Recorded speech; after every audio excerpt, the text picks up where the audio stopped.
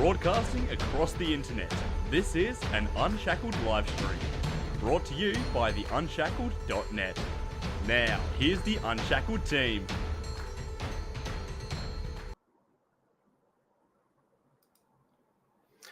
Hello everyone and welcome to the Unshackled's Western Australian State Election Night coverage on this Saturday the 8th of March 2025. It is 6 p.m. Australian Western Standard Time, which means that the polls have closed and the vote count has begun.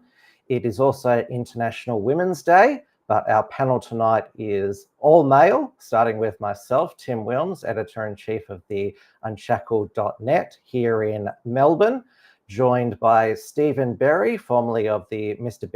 Berry show, and also a Trad Tasman Talk contributor. Stephen, great to be with you again for another election night count. You got to unmute yourself.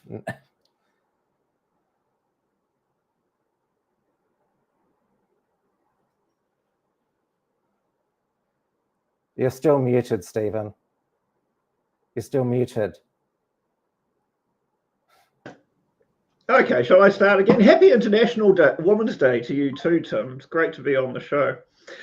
And yeah, very interesting to see what will happen tonight, not because I suspect anything other than an overwhelming Labor victory, but it's just interesting to see all the little quirks and oddities that happen in these state elections, which are quite different from the federal level. At federal level, that is a wee bit more of a contest between the two major parties.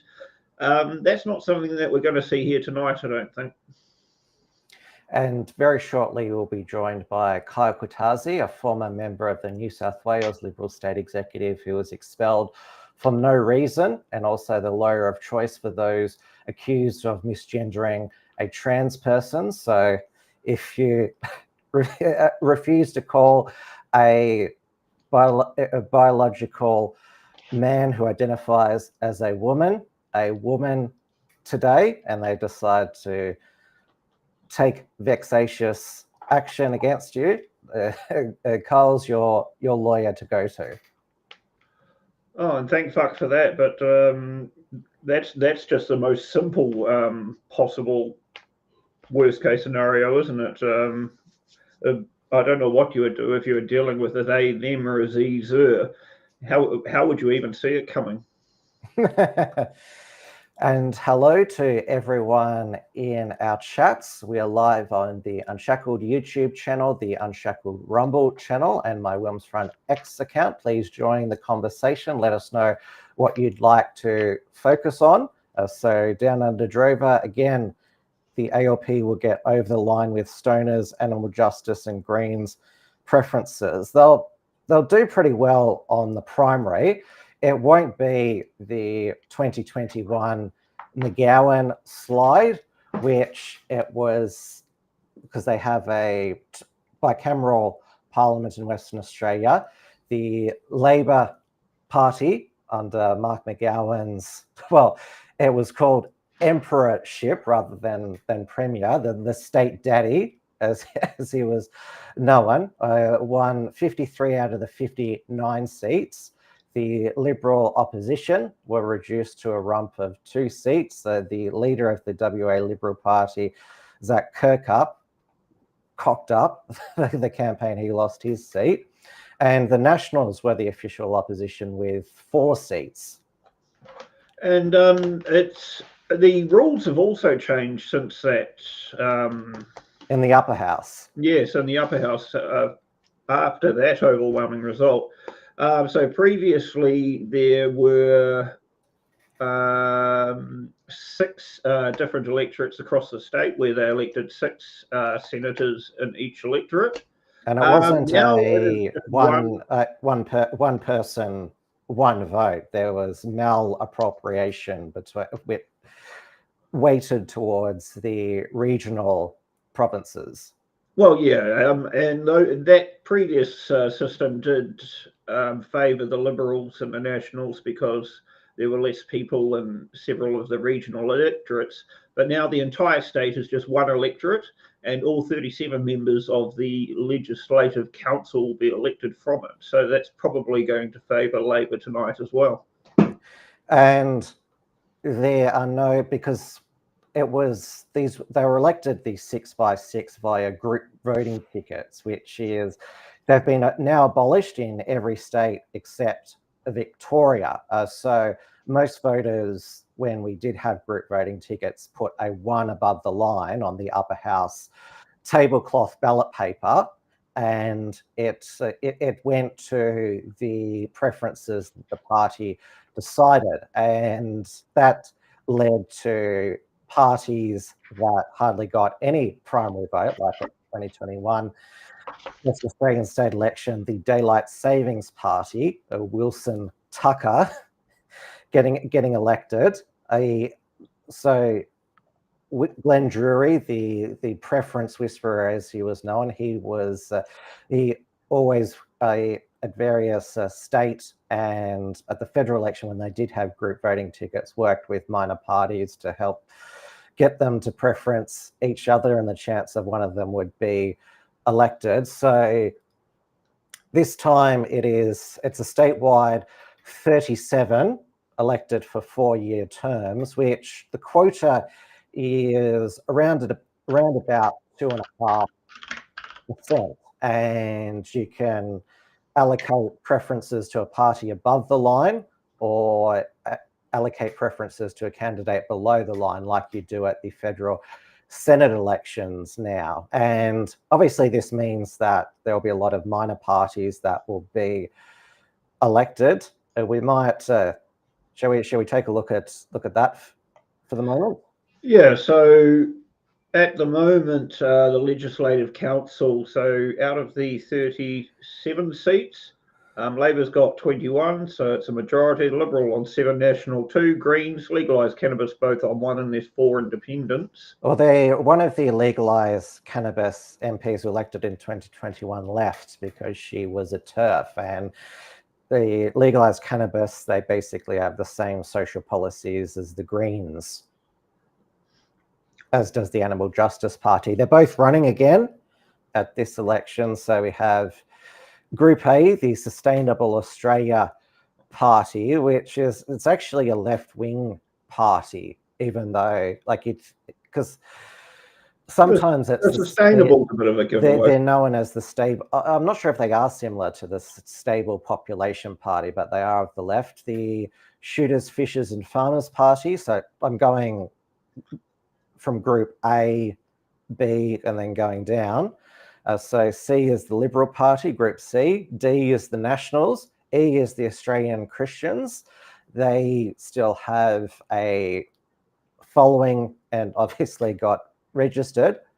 So they are different from the now deregistered Christian Democrats, Fred Niles' party in New South Wales. Group F is the Greens. That's just because they fail as a political party. G is Labor. H is, or should I say H, not H, otherwise Sam Newman, that's his pet hate if you say H.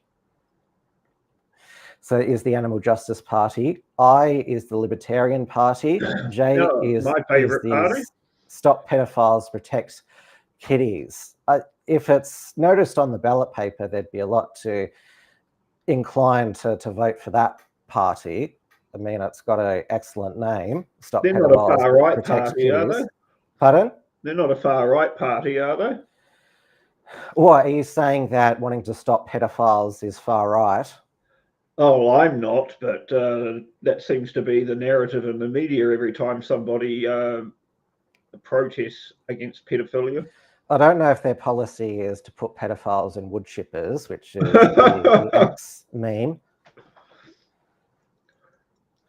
And then a Group K is the Legalised Cannabis Party. Now, I should have researched this beforehand, but I don't know whether, because most states and territories, and that's at the federal level, have the party logo next to the political party.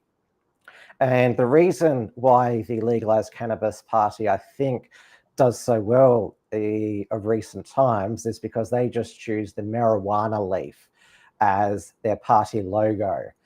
And so when they just tell their stoner followers, look for the marijuana leaf on the ballot paper. Yep, just looking at their logo now, and that's what it is. Yeah, it's genius.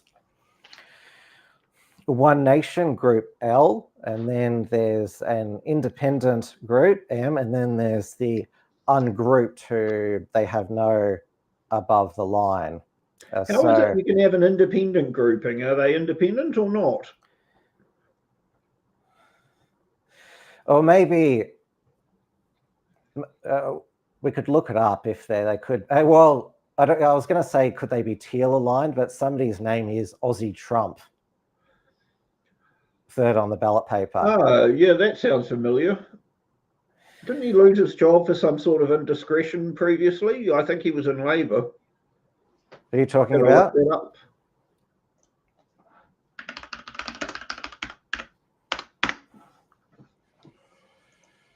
All right, so his Austin Letts Trump, Benjamin Letts Dawkins changed his name to Austin Trump in February.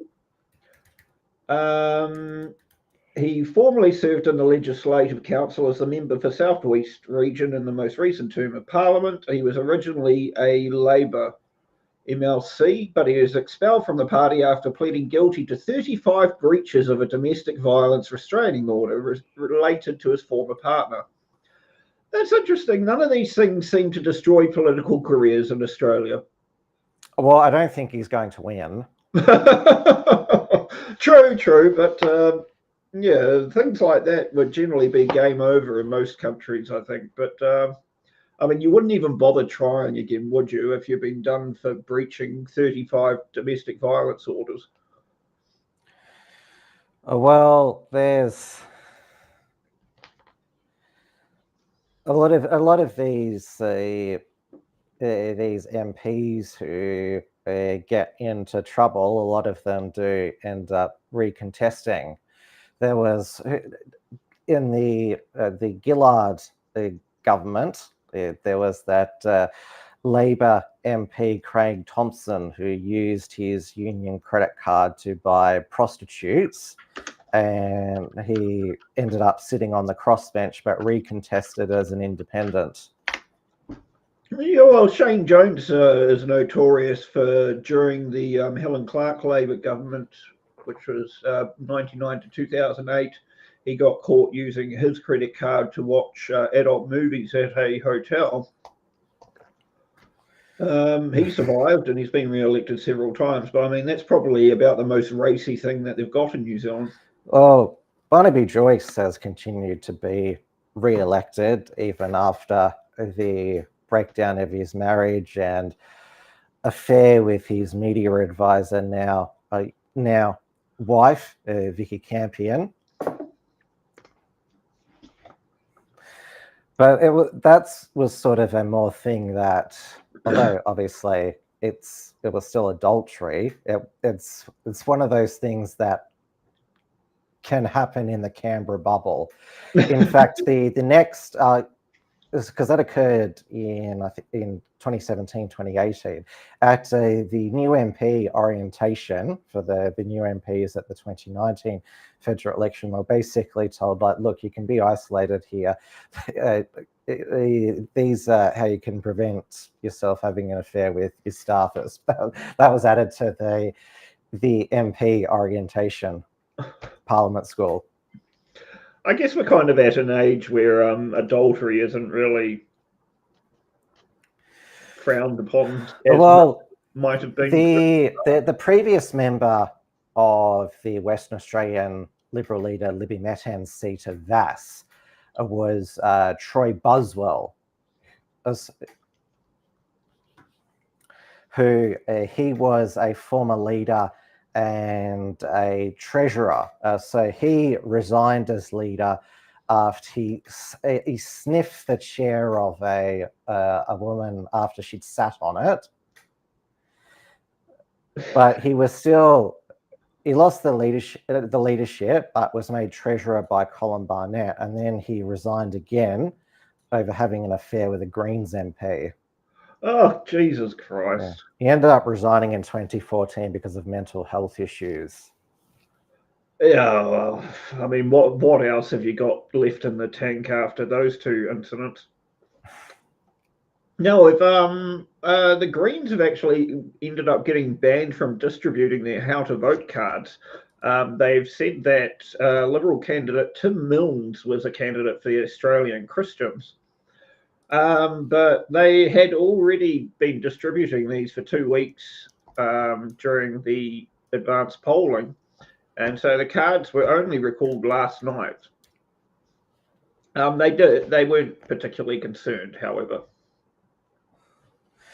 Oh yeah, there's always, like, during campaigns there can be some botched how to vote card that doesn't meet the Electoral Commission regulations, and so they have to be binned. Which is, you're originally from New Zealand. The how to vote card, a gauntlet, is completely foreign to New Zealanders because it's banned. Yeah, and in New Zealand, I mean, it's MMP, so you vote for the candidate you want to be your electorate. We've just been joined by, quite simple. sorry to interrupt, we're just being joined by Kyle. How are you, Kyle? Hey guys, great to see you as well. We introduced you without you present. We introduced you as the expelled for no reason, a former New South Wales Liberal executive member. I definitely was expelled for a reason, Tim. I got in the way of Dominic Perrottet wanting to put woke candidates in. So they came up with a spurious explanation for the expulsion, but that was the reason why. But yeah, not a legitimate reason. There was no legitimate reason. And of course, you went to Dominic Perrottet's infamous 21st, where he dressed up as a Nazi, and your costume was a Balmain Tigers jersey, which some would say is also a deplorable costume. Some might say worse. Yeah, well, hey, let's not talk about my team at the moment. I was also explaining to Stephen and our audience that you become the go-to lawyer if some trans person takes legal action against you. Yeah, unfortunately, we've got a few of those going on at the moment, with mixed success. So slowly working our way through it. But, the biggest problem, Tim, as you probably know, is it's the process that's the punishment there, unfortunately. Even if we win at the end of the day, you've already lost. The New South Wales law in that regard seems much more vexatious even than here in Victoria. I mean, Jacinta Allen's trying to change that with the anti-vilification law changes. And I think you'll find that the law in New South Wales is even put in by the former Liberal government, which always blows my mind that they do these things. I don't think it was even debated. I think it went through unopposed. Exactly what you come to expect from so-called conservative governments, Tim.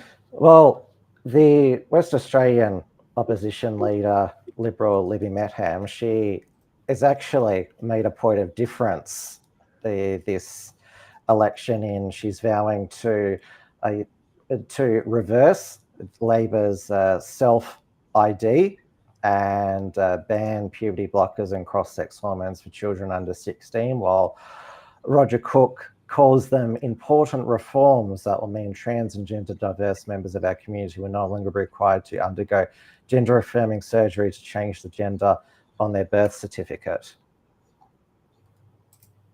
They won't get in, but of course the Libs won't say anything against that.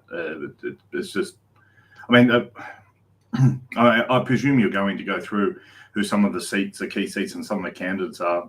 I mean, the Nationals over there are just agrarian socialists, really. And they're also pretty left-wing progressive. Yeah, they're just lefties who don't like trade unions, really. That's what the most of the left of the Liberal Party and the Nationals generally are. Though, at least, unlike any other state and federal Liberal Party, Libby Metham, she's willing to wade into this cultural issue. This is what she told the West Australian campaign. We will also be taking a common sense approach when it comes to the issues in relation to sex change treatments that are happening right now in our health system. Within 100 days of gaining office, we will commence a comprehensive review to assess the impact of sex change treatments on children and teenagers. This is on the back of worldwide evidence pointing to long-term harm associated with the practices that are happening here in Western Australia. We will ban puberty blockers, cross-sex hormone treatments and surgical interventions for new parents, new patients under 16 undergoing gender transition following concerns about long-term harm. We will not continue to roll the dice with our kids' health. And we will immediately restore common sense by introducing legislation to repeal Labor's reckless changes to birth certificates, which ensures that sex cannot be arbitrarily altered, particularly for children.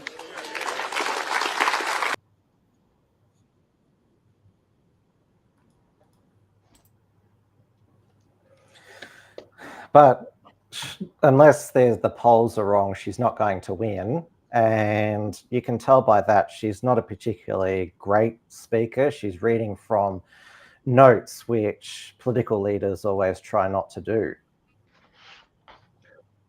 Should do the Obama and just have auto cue everywhere you go. Maybe the West Australian Liberal Party, because they were so depleted at the 2021 election, they can't afford one. Well, it's possible. And of course, there's who I term the shadow opposition leader, the Liberal candidate for Churchlands, Basil Zempalis, or is it Zemplis? Zemplis. So, well, we know him in the southeastern footy states from his time as a AFL commentator, but he also has commentated the Australian Open, the Olympics. He's been a Perth media personality for over 20 years. Has been elected twice the mayor of Perth and has adopted a maverick persona. And there was talk that the WA Liberals could do a Campbell Newman, and because he was mayor of Brisbane and became opposition leader from outside of Parliament, but that didn't eventuate. Campbell Newman also won government from opposition without being a member of Parliament as well. The chance of the Liberals winning government tonight are extremely slim. As you've probably covered already, I don't know how much Stephen remembers of it, but the election 4 years ago was just unbelievable. I think Labor got 70% of the vote. Two-party preferred vote, which the polls said was going to happen. It was a COVID fluke, essentially, which happened a lot around that time. It was COVID related, but they also ran just the most abysmally terrible campaign you could possibly imagine. The leader was a 30-year-old, I think.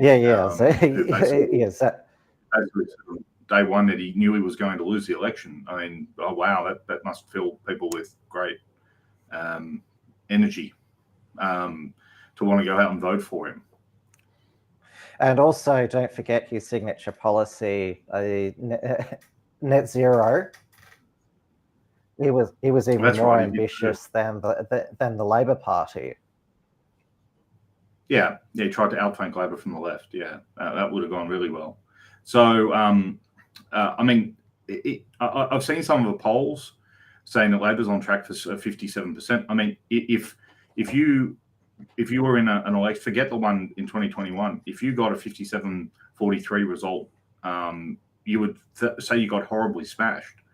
If it's going to be anything like that, then they are going to get horribly smashed once again. It's just a matter of, they might pick up a dozen seats. But in a parliament of 50, picking up a dozen seats doesn't get you anywhere near government. Yeah, I mean, there's not been a lot of polls. There's only been 3 this year, but just looking at the average of those 3 polls, on the primary vote, Labor's polling at 43 against 30 for the Liberals, and the Nationals are on just 4. But yeah, the TPP is 57 to 43. So I guess it's just Labor's probably going to lose some seats, but not very many, I would imagine. The Basil's seat of Churchlands that he's running for, that's held by the ALP of 1.6%. It's the most marginal. So I would expect Netherlands as well. Yes. Netherlands is that's 3.1%. Yeah. But the threshold that I think that, even probably the West Australian Liberals are probably hoping for internally is being into double figures, getting more than 10 seats. They'd probably be happy with that, and it gives them some. They go from just being in a mini car to being in a van. If you want to go through them, I can go through them with you. Yeah, go for it. I mean, you've got. I'm just going alphabetical order here. Albany's 11%. Albany's a fit that would win on most times. You've got Bateman 6.7%. That's hardcore, very wealthy, south of the river. It's like you would expect them to win that, and they only lost it last time in a historical swing. You've got Corrine, 3.9%. I would expect that. Churchlands, of course, you've discussed. Cottesloe, the Liberals currently hold, so that's one of the few. Dawesville, that was Zach Kirkup's seat. Traditionally, I think it always been held by the Liberals. That's 13%. There would have been an element there where the swing was even stronger because Kirkup was singularly unpopular. Geraldton, I would have thought that's at 9%. Kalgoorlie at 11%. I believe that might even be a multi-cornered contest as well, because I think the Nationals are running, and I think there's a local person in the mix. You're saying that these are marginal seats, but like if you just looked at them and you hadn't factored in the McGowan slide, you'd think they've got no chance of winning seats over 10, 12%. Oh, yeah. But except that, take, for example, Balcatta, right? So currently Balcatta is a 25.8% seat. That had a Liberal member until 2017. And the border has not changed significantly. It's only changed a couple of streets at most. I used to live in that electorate, so I know it well. So in 2 elections, it swung 25.8%. It's mind blowing just how bad the performance last time was, and so they can't really get 10% and say, "Oh, it's been a success." Yeah, yes, it is an improvement. There's no doubt about that. But only getting a 10% swing still means that you had 60% of the electorate vote against you on 2-party preferred basis. That's a terrible result. That's a truly, truly terrible result. The landslide federally in 1996, where Labor ended up with the historically lowest seat margin in all time, was a 55-45 election. So you really wouldn't be able to walk away from this saying we've been successful unless you were getting a swing of about 15%, in my view, and then some. So there's others. Hillary's is 18.7%. That looks a lot worse than it was because Hillary's last time was a 3-cornered contest. the Liberal had a independent running against him, who was the Liberal who lost pre-selection and was preferencing Labor. So you take that factor out, it's probably in the 5 to 10% range. So, I mean, I don't know how many I've just mentioned. There's Riverton, that was held by the former leader, Mike Nahan. Scarborough at 9.5 was held by the former leader, Lisa Harvey. Yes, they've gone through 6 winners in 8 years. Lisa Harvey, she, basically, when the writing was on the wall, she resigned and lost her seat. I don't know if they would have done better under her. The one who probably was going to do best was Dean Nowder, but he was a very unpopular person within his party room because he had a Malcolm Turnbull complex about himself, and so they knifed him. So Nowder quit, and then they went through Liz Harvey, and then they went through Zach Kirker. So the most settled they've ironically been has actually been in the last 4 years because there's only been 2 people. Yeah, so they had a spell of 2 people. David Honey was the leader, and then there was the spill of 2, and he's lost pre-selection for Cottesloe, so he's finished. They do have they do have some MPs in the upper houses as well. So it's yes, that's right. What sort of impact do you think the changes to the upper house electoral system are going to have on the representation? Well, what will happen is because the quota is now down to about 2.7%, you will have a very large number of minor parties getting elected. I think I saw you before going through those tickets. I mean, I don't know exactly who's preferencing whom. I know it's not compulsory one in the box stuff anymore like they used to have, but there's a lot of people who will probably just vote one. There'll be some spent vote, which will bring the quota down even further. So you'll probably find people getting elected on less than 1% of the vote. So you probably expect there'll be a legalised cannabis in there. You'll probably expect there'll be maybe the daylight saving guy again. I know he's not running, but someone like that. The Libertarian Party may have a chance. Well, yeah, well, I think they had someone once, I think, in between 2017 and 2021. I think. So I don't know who they're running this time. We can go back to their candidate is. I'll just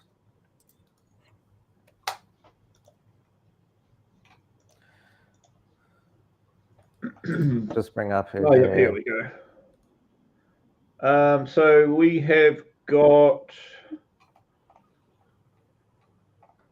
Ryan Burns as their lead candidate.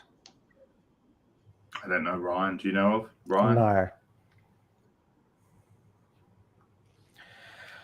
You mentioned it's not the ticket to public fame and infamy by standing as a Libertarian candidate. Yeah, you've got your own Wikipedia page, Stephen. That's pretty good for a failed political candidate to get one. You mentioned very out of date. Yeah. You mentioned Kyle Albany is one of the seats that the Liberals need to win back, though their candidate the media has dubbed him one of the controversial candidates. So he's now before a state administrative tribunal for alleged professional misconduct. He's a emergency room doctor, and the ABC claims that he falsely linked the LGBTQI+ community with pedophiles last February. He was wondering what the plus means. That's what he was saying, but of course that's anything and anything. Anyone and anything can be part of the alphabet community. Well, there was a last year there was that school in South Australia where I think it was Headspace. They brought in somebody who wasn't with them, who taught the students that the plus stood for, it included B for bestiality. So that was somebody who's an educator, supposedly for LGBTQIA plus. But they've also gone after him because he's a pro-lifer as well, Thomas Bruff. And so Libby met him as like, we have no plans to review the state abortion laws. And another Liberal candidate who Libby met him asked to not contest as their candidate for Kimberley. Well, he's been disendorsed now because he said that he called the break-ins at his pub by Indigenous youth a sort of welcome to country. And he said that, though he said he's changed his attitude from 10 years ago, I would have said, hang the cunts, if you commit the crime, bang, that's it, you're done. Well, I don't think that really we're going to stand a chance winning Kimberley anyway. I'm just talking about these Liberal candidates who... Though he is still advertising himself as a Liberal candidate despite being disendorsed, which the party's not very happy about, but there's nothing they can really do about it. No, that's a very, very heavily Aboriginal electorate, Kimberley. I don't think anyone's going to be putting any resources into it. But this happens all the time, guys. They have to have people run in all of these seats, and we're now living in an era where virtually no one is a member of political parties, and so basically what they do is they do a call around and say, hey, Joe Schmo, are you prepared to be the candidate for Kimberley? No one else is prepared to do it. We just you don't need to do anything. And a lot of people go, yeah, sure, whatever, right? And then of course Labor will start digging. And the same happens in reverse. Labor has them too. Labor ends up. Oh yeah, there was a Labor candidate for the upper house, number 23, who got into trouble for 13-year-old posts. So this is Eloise Bresic, who said, "Take drugs, not advice. I feel like a life lived on this earth without experiencing LSD is a life wasted. What do you think?" It's funny that, because you would think that Australia, being such a populous country, that there might be competition for these candidacies, and you would think that they might not if you're not going to win. That you would at least do a little background check. And unlike 20, 30 years ago when there was no social media, it's very easy to do a background check just by checking their Twitter. But somehow all these things get missed. Oh, but don't forget. Only a couple of weeks ago, Barry Urban died. He was a former member of the Western Australian Parliament who let's say got accidentally elected in the landslide.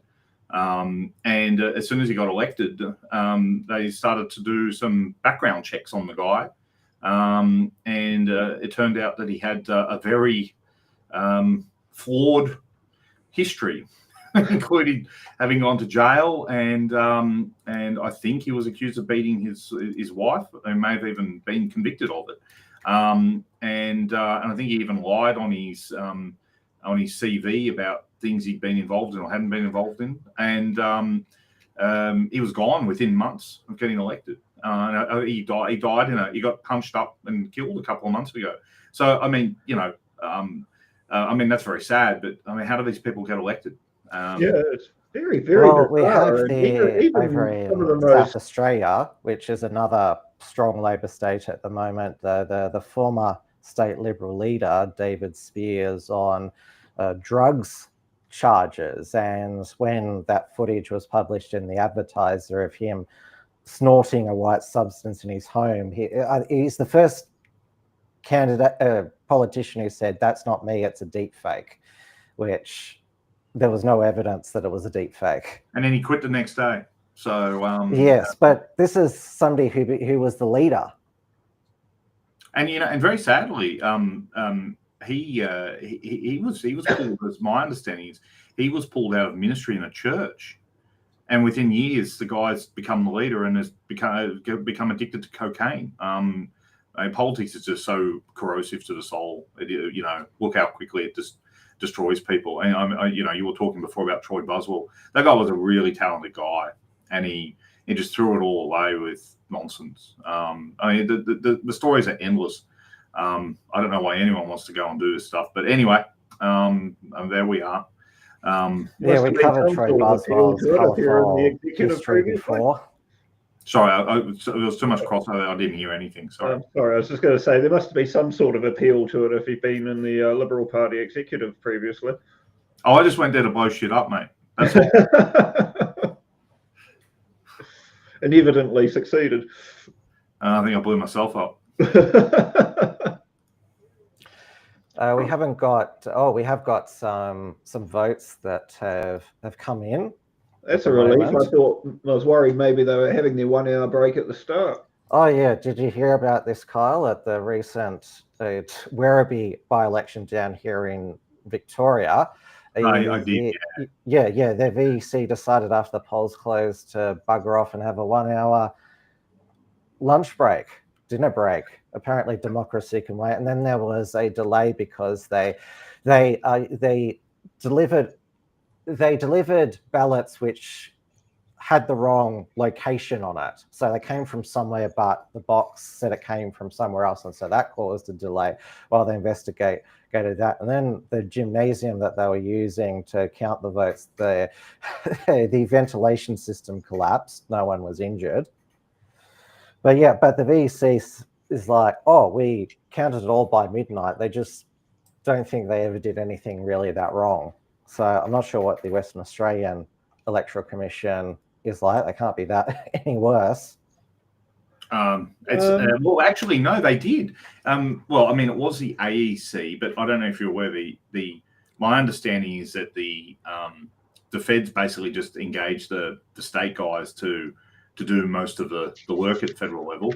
You might recall in 2013 there was a Senate by-election in Western Australia because they lost the ballot box, and it was the difference between the Green or Labor winning.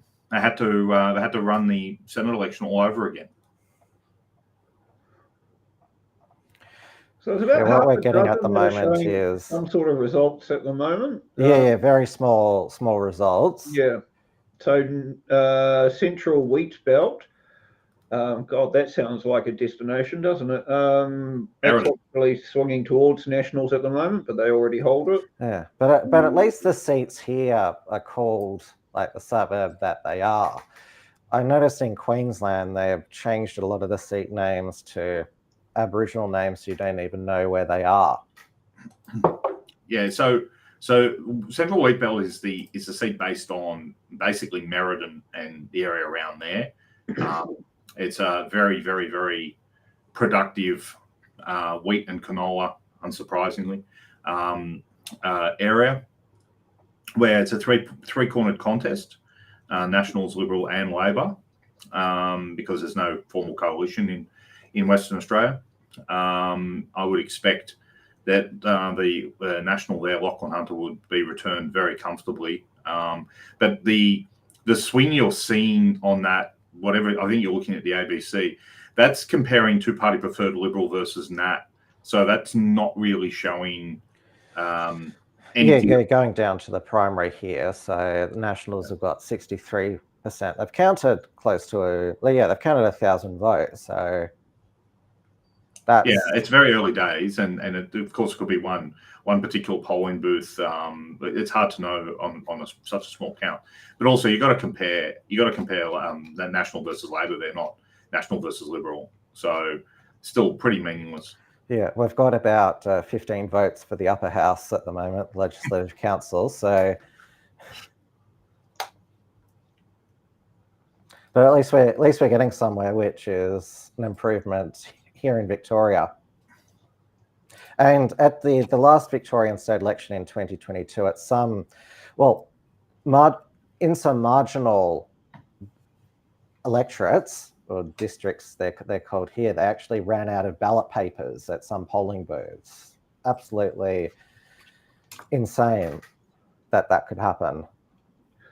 I am frequently bewildered by the the screw ups and little scandals and stuff that seem to be a very just everyday part of Australian politics. I think having done my career in New Zealand, it was probably a bit sheltered from just how filthy it can actually get. There's a shout out for the Tigers, Kyle. Who's done that shout out? Alan Bastard MP. Well, Alan, I love you, bro. Whoever you are. It's been starred. Yeah, Rangers, they're in the quarterfinal of the Scottish Cup this weekend, aren't they? No, unfortunately, we are not. But we're probably going to be in the quarterfinal of the Europa League, which is probably an even better honour. So, yeah. I remember the time I accidentally said on a stream that you're a Celtic supporter. If luckily we weren't in the same room during that stream. It's all right, mate. I've always forgiven you for it, Tim.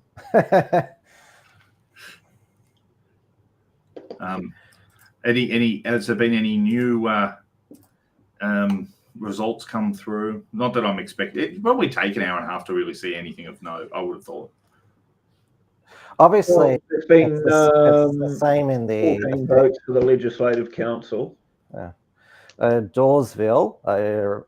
That was Zach Kirkup's seat, wasn't it? Yes, it was. Yes.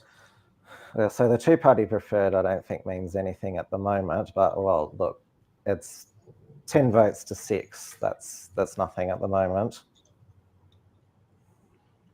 Yeah, what is that? That's like some tiny little booth in the middle of nowhere. If it's 16 votes, that's crazy. That's down in Mandurah, isn't it? Near Mandurah, isn't it? It's the area south of Mandurah, yeah. So it's sort of if you're going to think in Melbourne terms,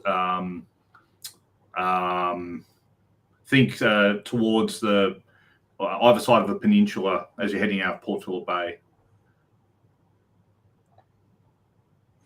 Yeah, Anthony Green, what's his last state election? We pay for the ABC, so this is why I use it. They kindly had this graphic here. So this is regional and rural WA. So Vass, which is Libby Metham's seat, that's on the south coast, which overlaps with the federal seat of Forest. She's got the area that you would basically say is the Margaret River. That's probably the easiest way to describe it. So all wine country, basically. And the shaded red here in the Perth CBD, that's the key seats that the Liberals hope to win back. There's, of course, the Sol Blue, which is Cottesloe, which it's probably its most famous resident is Margaret Court. So that's where her Victory Life Church is based. No. Victory Life is in Osborne Park. Oh, is that which seat is that in? Osborne Park is probably either in Scarborough or might be Perth itself. If you do a zoom in, I might be able to tell you. Well, when she played tennis. Oh no, she lives in Cottesloe. The church is in Osborne Park. Oh, okay. Oh well, I was right when I said most famous resident then. Yeah. Yeah, but she when she played tennis, she was Margaret Smith, and she married the brother of the former Premier Richard Court, who is also the son of another former Premier, Charles Court. So the Court's Barry Court. Yeah, a political dynasty in Western Australia. The other political dynasty in Western Australia that comes to mind is the Cheney family, but of course, the latest generation, Kate Cheney, is a Teal MP for Curtin. Yep. But they were always the Cheneys. They were always a quiet, or they were lefties, yeah. They were lefties. Yeah, or wets as it was called back in the 80s and 90s. Yeah, they certainly were. Fred was very anti Malcolm Fraser, because Malcolm Fraser apparently was too right wing. If that gives you some idea. Yeah, our generation, like, we can't fathom like that Malcolm Fraser was this political warrior. Indeed. I've just looked it up. Victory Life is actually in Churchlands, so that's one of the seats they're trying to. That's going to be the one that Basil Zemplis is running for. Yes.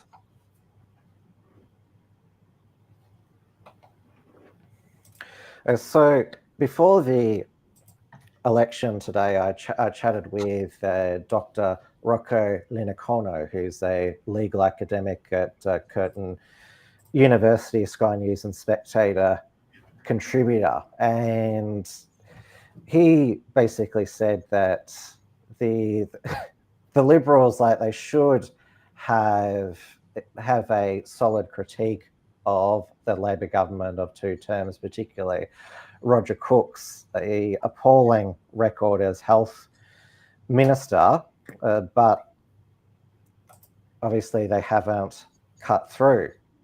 And this is despite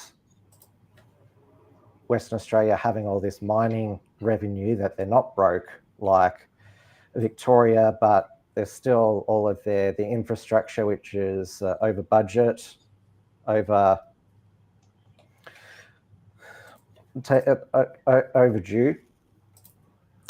Well, Tim, this is what I was saying to you before.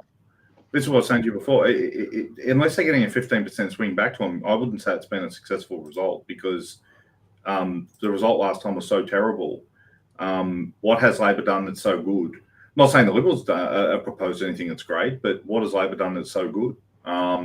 They literally get rivers of gold of GST revenue, which just gets spent on construction projects. The Libs would spend the money on different things to Labor. The Labor tend to spend it on more public servants, higher public servant pay rises, whereas the Libs will instead say, well, what we'll do is we'll go and build a useless stadium or build a useless hospital that is, way too big for what was needed. But hey, at least we're not spending on bigger public pay or public servant pay. Both of them are very equally adept at wasting money, and will continue to be equally adept at wasting money. But what have they done that's so good that would cause people to go, geez, I can't wait to vote Labor again? I don't know what it is. I can't pick it up either. Yeah, I did say to Rocco, maybe West Australians just need to re-elect this Labor government for a 3rd term, like us Victorians did, to work out how bad they are. Because Roger Cook, he's no Mark McGowan, just like here, Jacinta Allen is no Dan Andrews.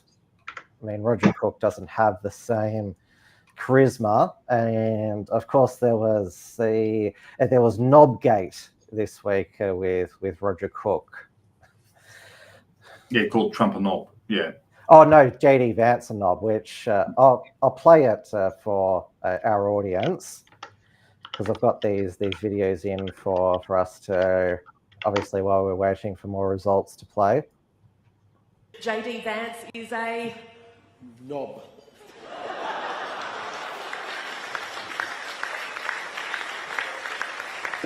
Sorry. You've got to have one unprofessional moment, don't you? That was it. Does Donald Trump still represent a dark road for the world? Well, I certainly think he represents an uncertain one. So again, let me just say, at times of uncertainty, you need a steady hand, experienced hand at the wheel. We need experienced leadership. Only WA Labor can provide that experienced leadership to Western Australia to keep our economy the strongest in the country. It was a light moment in the event earlier today, perhaps an unprofessional moment. I didn't mean any offence by it. I don't think the people in the Oval Office are listening to a sub-jurisdictional CEO in Western Australia, but I'll leave most.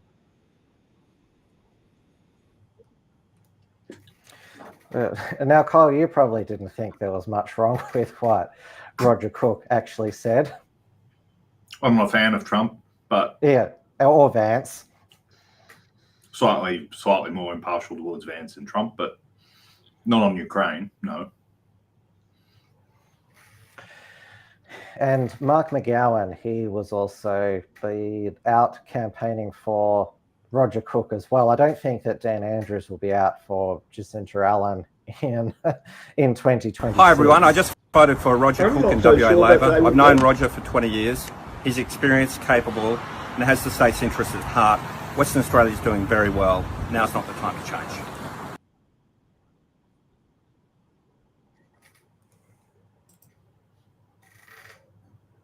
Yeah, I'm not sure that Dan Andrews would actually be helpful on the campaign trail anymore.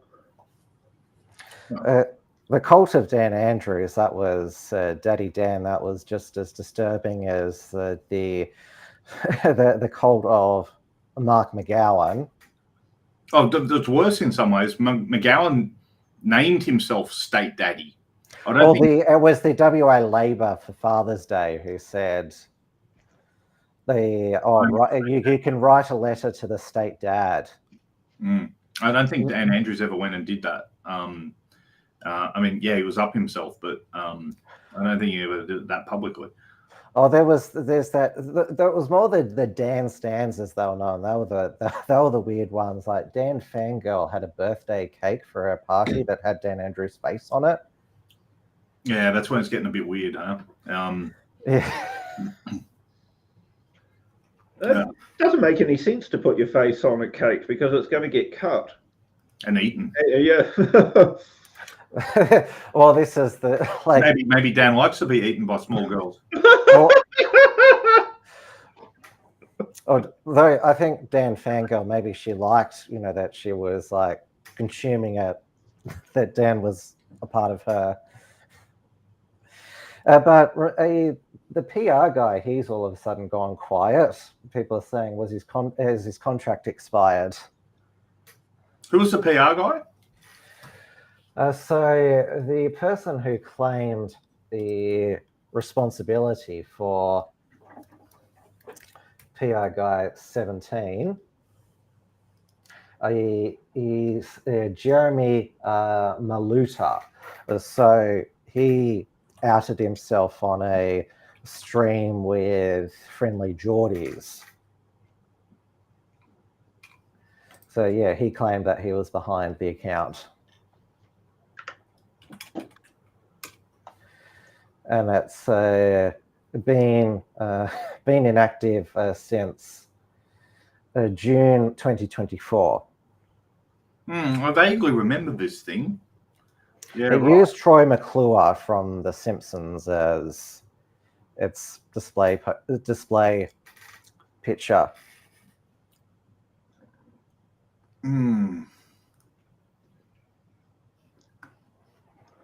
That's right. There's a court forced Twitter handed over. That's what it was. Yeah, I see. I'm reading it now. Well, what are these things miss our attention in Sydney? Oh well, the cult of Gladys, that was big as well. I mean, when she resigned, like after she'd put Sydney through that 3-month lockdown. Yeah. There were people crying outside of her office, laying flowers, like, it was like when Princess Diana had died. As we know, COVID turned 90% of people into animals. And, there was some weird stuff that was going on. And you and I haven't forgotten about it, Tim. It was a terrible, dark insight to the truth about most people's behaviour. I did I write for goodoil.news. A couple of years ago, I did an investigation into what sort of impact COVID had on electoral results, and found that the number of governments elected in elections a year after COVID, 80% were re-elected and over 50% elected with an increased majority, whereas the normal re-election rate was just over 50 otherwise. So COVID did turn people into blind sheep that just threw their votes at whoever was going to take the most control at that time. I mean, New Zealand had a single party majority government for the first time in MMP history. And Germany's never done that since 1948. Well, now we're seeing with the cost of living crisis, the inflation, which of course, if you're shutting down lots of the world's production and trade, of course there's going to be inflation, all of these shortages. We've seen governments surfed out all over the world. That's why Albanese could become a one-term wonder. We've had Germany's government change hands after one term. So yeah, so you think that now that not everyone, but certainly a greater proportion than before have become more sceptical of their governments as a result, is it going to see greater instability in terms of elections? When you see living standards, our living standards have declined the worst in the OECD. It's quite stark when you see the statistics, but you just need to go down to the shops, and if you're dining out, it's very expensive to. Good luck getting a pub meal for under $30 or a pint for under $15. But inflation is a creature of the bad monetary policy and the lack of productivity, and that's what gets created when you have both of those issues going on. But this has been a problem that's been going on for pretty much 20 years. It's just been slowly boiling, and getting worse and worse and worse. But in terms of, I mean, it's somewhat related to it, but I think it's been happening independent of it. Is people are not rusted on to political parties anymore. If you went back 50 years in Australia, I can't speak for New Zealand, Stephen, but if you went back 50 years in Australia, you would have 45% of the electorate was hardcore Liberal voters, 45% were hardcore Labor voters, and you won elections on that 10% in between. I reckon now you would only get 30-30, and it'd be in between 40%. Yeah. And in fact, some of that 40% are rusted on Greens voters, or even a smaller effect One Nation here, amongst other things. So one, you've got a much larger swinging vote, and you've got a much smaller attached to the major parties. So you're just automatically going to get more instability, where you can get a situation where, for example, in 2012, Barnett in WA won in a massive landslide. He was out of government within 5 years, and 4 years after that, his party had 2 seats. And that's without proportional representation. It's not like in Canada where the progressive conservatives, or whatever they called themselves, back in the early 90s, went down to 2 seats because of the way that the proportional representation structure worked. Well, no, Canada is a single, well, they call them ridings there. Canada's not proportional representation, but it's the fact that the New Democratic Party is able to win a lot of these ridings, that's the reason why there's a hung parliament. It's not because they have proportional representation. I thought back in the early 90s when they ended up with 2 seats, that was because it was PR related. No. Okay, all right, I'll stand corrected. But I mean, when you look at the polls in Australia, there's significant support for several minor parties, but it doesn't really show up in the representation in seats in Parliament. I mean, the Greens 3-4 seats in the federal parliament. Yes, and but over 10% support consistently. Yeah, because it's all concentrated very heavily in a couple of inner city seats in Sydney, Melbourne, Brisbane, and Perth. Yes, I live in the seat of the Greens leader myself. Right. There you go. And by the way, that's something we haven't talked about at all. Is the Greens are actually challenging for Fremantle, which is very left-wing area of Western Australia. So yeah, the Premier Roger Cook, his seat of Kawana, is that how you say it? That's right next to Fremantle, so that's a very safe seat. Sorry, my apologies. Kawana's a lot further south of Fremantle. His seat's a very heavily industrial area. But you're right. There is a bit of a crossover. But Fremantle, the best way to understand Fremantle in a Sydney context is Newtown. In a Melbourne context, is Fitzroy. That's the best way to understand it. Richmond. Yeah. So what little results we do have at the moment is about 20 electorates. Let's go back. Swinging to the Liberals, but I guess it's just because of the anomaly of Nedlands. There's 4.2% counted in Nedlands. So let's go here. So see their projection. 11% swing to the Liberal Party. 9% swing away from, this is on primary, the Labor Party. Greens have lost 2.6%. So it was expected that this was going to be a Liberal Party gain. Yeah. If they didn't win Nedlands, they might as well just fold up and close the party down and start all over again. There's no other way to explain that. They shouldn't be shouting from the rooftops if they've won Netherlands, because that's no great feat.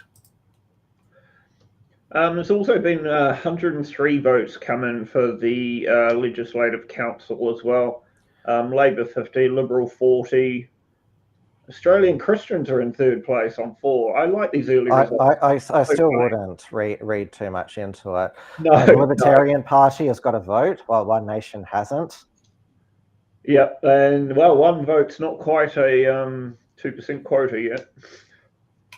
Yeah, but it is 0.01%. Yes, I know. Yes. What I can't tell from the ABC results or preliminary results they publish is what exactly polling booth it is that's reporting. I'll have a look at see if it gives us any information on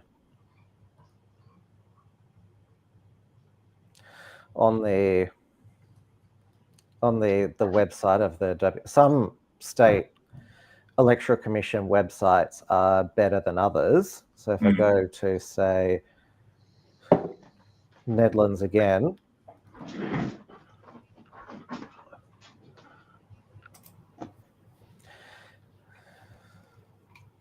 it does show, does it?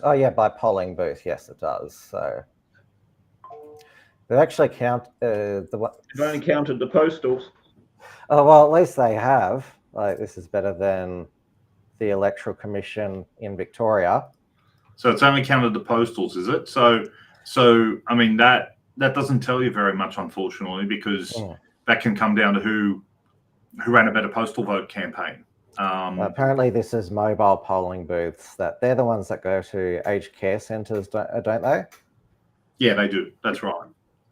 Yeah, I'm looking at myself. I'm seeing postal votes. I'm not seeing anything else. So, I mean, it's not mobile polling. That's undoubtedly the Libs in this seat did a major effort on postal voting, which they probably didn't last time around. So, again, it's way too early. It doesn't tell you. Just doesn't tell you anything. And just as far as the counting process, so because it's preferential vote, do they only count the first preferences initially and then do the latter ones later on? No, what they do is they count the first preferences and they automatically distribute them Liberal Labor. So most of the time, unless it's a three-cornered contest where the Greens are expected to be in the top two. So in a seat like Netherlands, it would be an automatic. You count the first preferences, you would then do two-party preferred Liberal versus Labor. That will happen 99% of the time in most seats. And when we talk about the two-party preferred vote, especially in polling, I mean, how useful is that as a measure compared to primary vote polling? Because we don't really vote on a two-party preferred basis, do we? No, we do. That's exactly how it works. So another term for it that they call it overseas is ranked voter choice or instant runoff.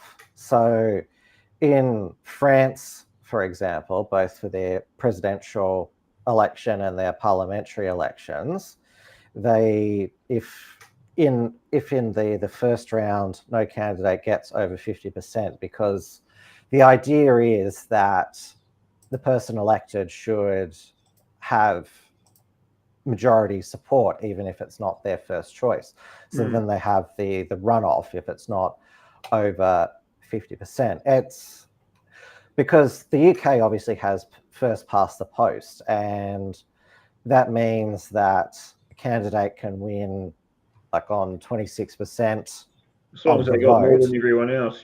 Yes, and it also means that a lot of people won't vote for minor parties like Reform because they'll see it as a wasted vote. Because I think they got about 20% of the vote in 5 seats. Yes, because you have to get the most votes, and the Conservatives, they said a vote for Reform is a vote for Labor. That's in fact why Liz Truss lost her seat, because it was a three-way split between Labor, Conservative, and Reform. Like if it was, it'd be completely different if it was preferential. That they called it alternate vote referendum in 2011, and the people voted against it. Yeah.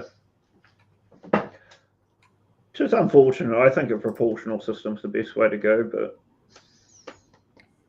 probably because I've always been in a minor party. New South Wales has a minority government. Well, it's a hung parliament, yet it functions okay. Because all the independents who get elected these days, whether state or federal, generally are left-leaning. So they're more likely to give confidence and supply to left-leaning governments. If it was the other way around, I don't think the Liberals would be in such a position of stability. By the time Dominic Perrottet was Premier, it was a minority government. Yeah, but you had quite a few right-wing independents that were able to keep it going. So, for example, you had the Shooters and Fishers guys. There was enough of them. I don't think they needed anyone else other than the Shooters and Fishers guys, actually, off the top of my head. And then they sucked up to Alex Greenwich as well, and he didn't want to rock the boat because he got more out of Perrottet than he got out of anyone. I remember you shared the... I know that you probably didn't create it, the pink unicorn meme of Dominic Perrottet. I remember it well. I did it up on Channel 7. I'm quite curious. I didn't tell them. I wasn't the snitch. No, I know you weren't. I know who it was. Yeah.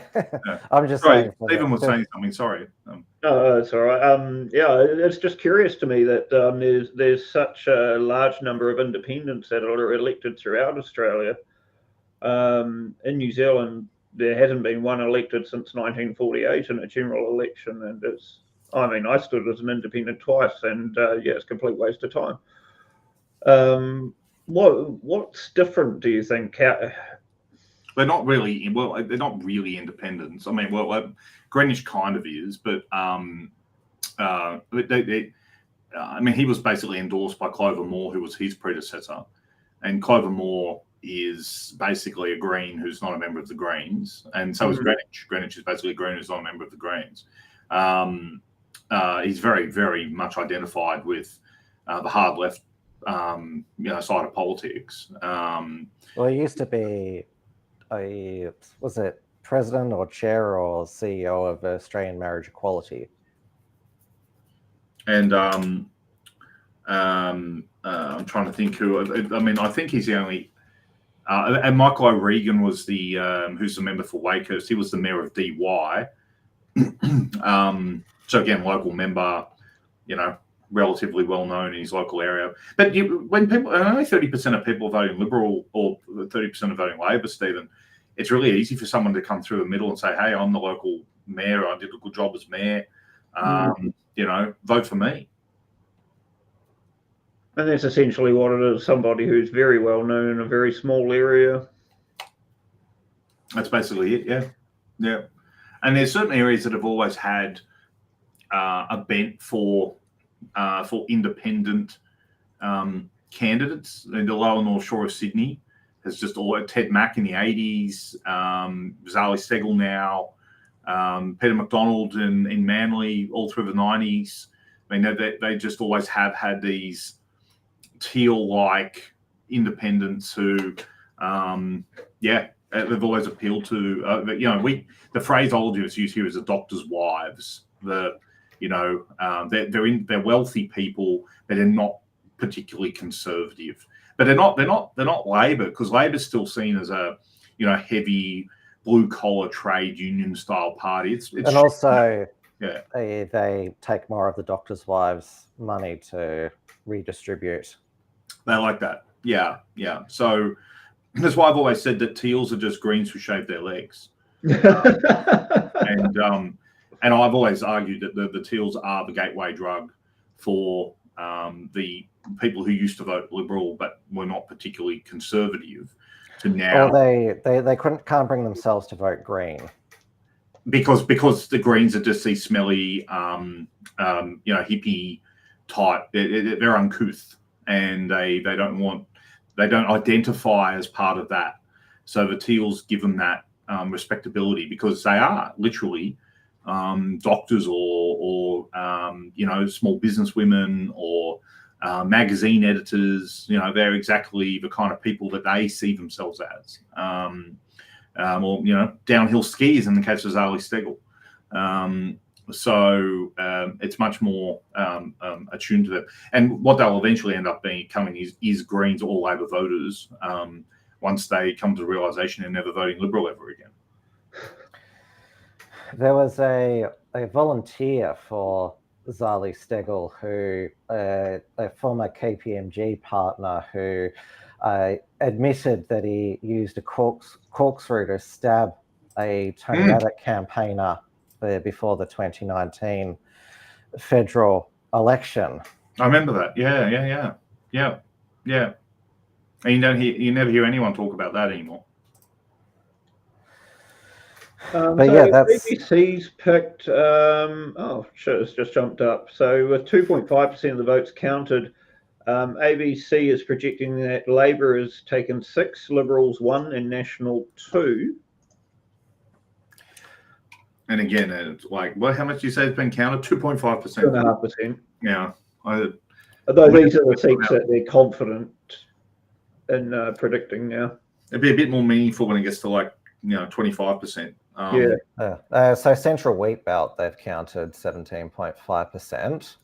Essentially, at this stage, they're predicting that Nationals will have taken 1 seat off Labor. Okay, which one's that? Let's have a look. It doesn't actually say though in there, like if I go to here changing seats, there's nothing that shows up yet. No, so what are the two that they're predicting? Pilbara is the other one. So Central Wheat Belt and Pilbara are the ones Pilbara. that are predicting will go okay. national. Let's have a look at Pilbara. So that's had 6% counted. That's a three-cornered contest, though. Are the Nationals going to win that? Because they're coming third. Oh, unless yeah, they're getting that's the One interesting. Nation preferences, though. One Nation voters aren't like One Nation will go. But you got to remember too, there's no compulsory preferential. You can just vote one. Yeah, are you sure in Western Australia? Let's double check that. Because I think New South Wales is the only state that still has optional preferential voting. Yeah, Western Australia in the Legislative Assembly uses full preferential voting. Okay, well, I stand corrected. So, well, what you're likely to get there is the Nats and the Libs, whichever one finishes top will get the other ones. And then with One Nation, yeah, you'd think, but based on those votes right now, but it is only 6%. So how are they forming the view that this is a done deal? I don't understand. I think they've just selected I think this will change. Yeah, I remember the ABC. A bit closer, I'm finding it difficult to understand how ABC's made their mind up already that this seat is going national. They've got things wrong before. It's just what the ABC? No. I mean, they projected early in 2022 Peter Dutton would lose his seat. That didn't happen. Yeah, that's true. I think what might be useful is to look at what happened last time in Pilbara. I guess one of the other things is if you look at the first preference votes, the Greens and Labor combined are on less than 40, and One Nation, Liberal and National combined are 29, 40, about 52, 53%. So the preferences are probably going to flow. It's not unreasonable to think that they could favour the Nationals. But it does still look a bit weird. According to the state election, the Western Australian Electoral Commission, a Labor candidate in Pilbara got 25% of a primary vote at Dampier Primary School. Now, last time around, they got 52% of the vote in Dampier. So that's a very significant swing in Dampier. Now, again, that's a small place. Who knows? Maybe it's last time around, maybe they just didn't send anyone out there to campaign. Maybe this time around, it might be the other way around. I don't know. We got Newman. Newman had pulled about 50% of the vote last time, according to the results.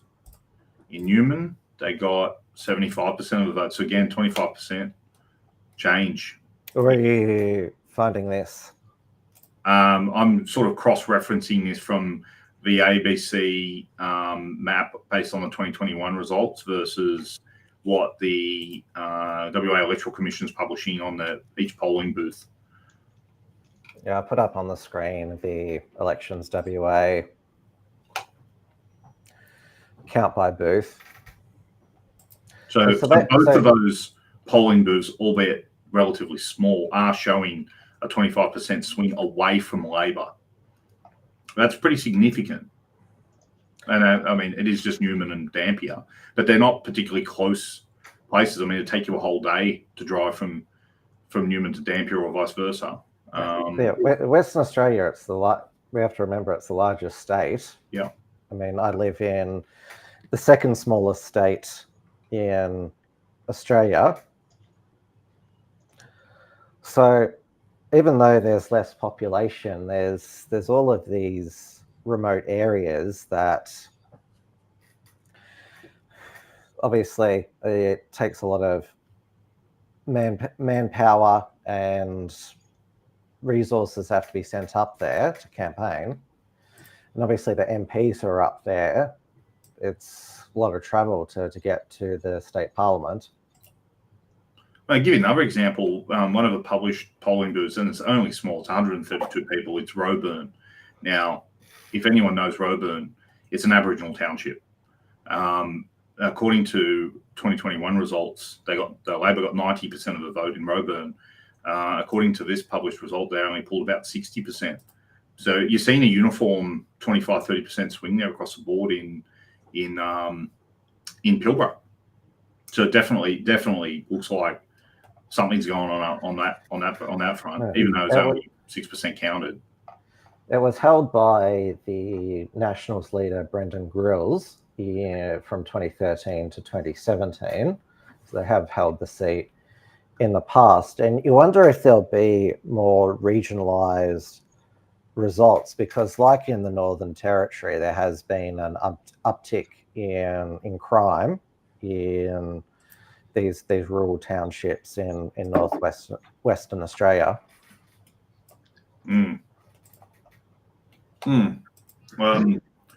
I think you'll find there the ABC computer picking up on the significant swings in those, and I think that one may well change hands based on that early stuff.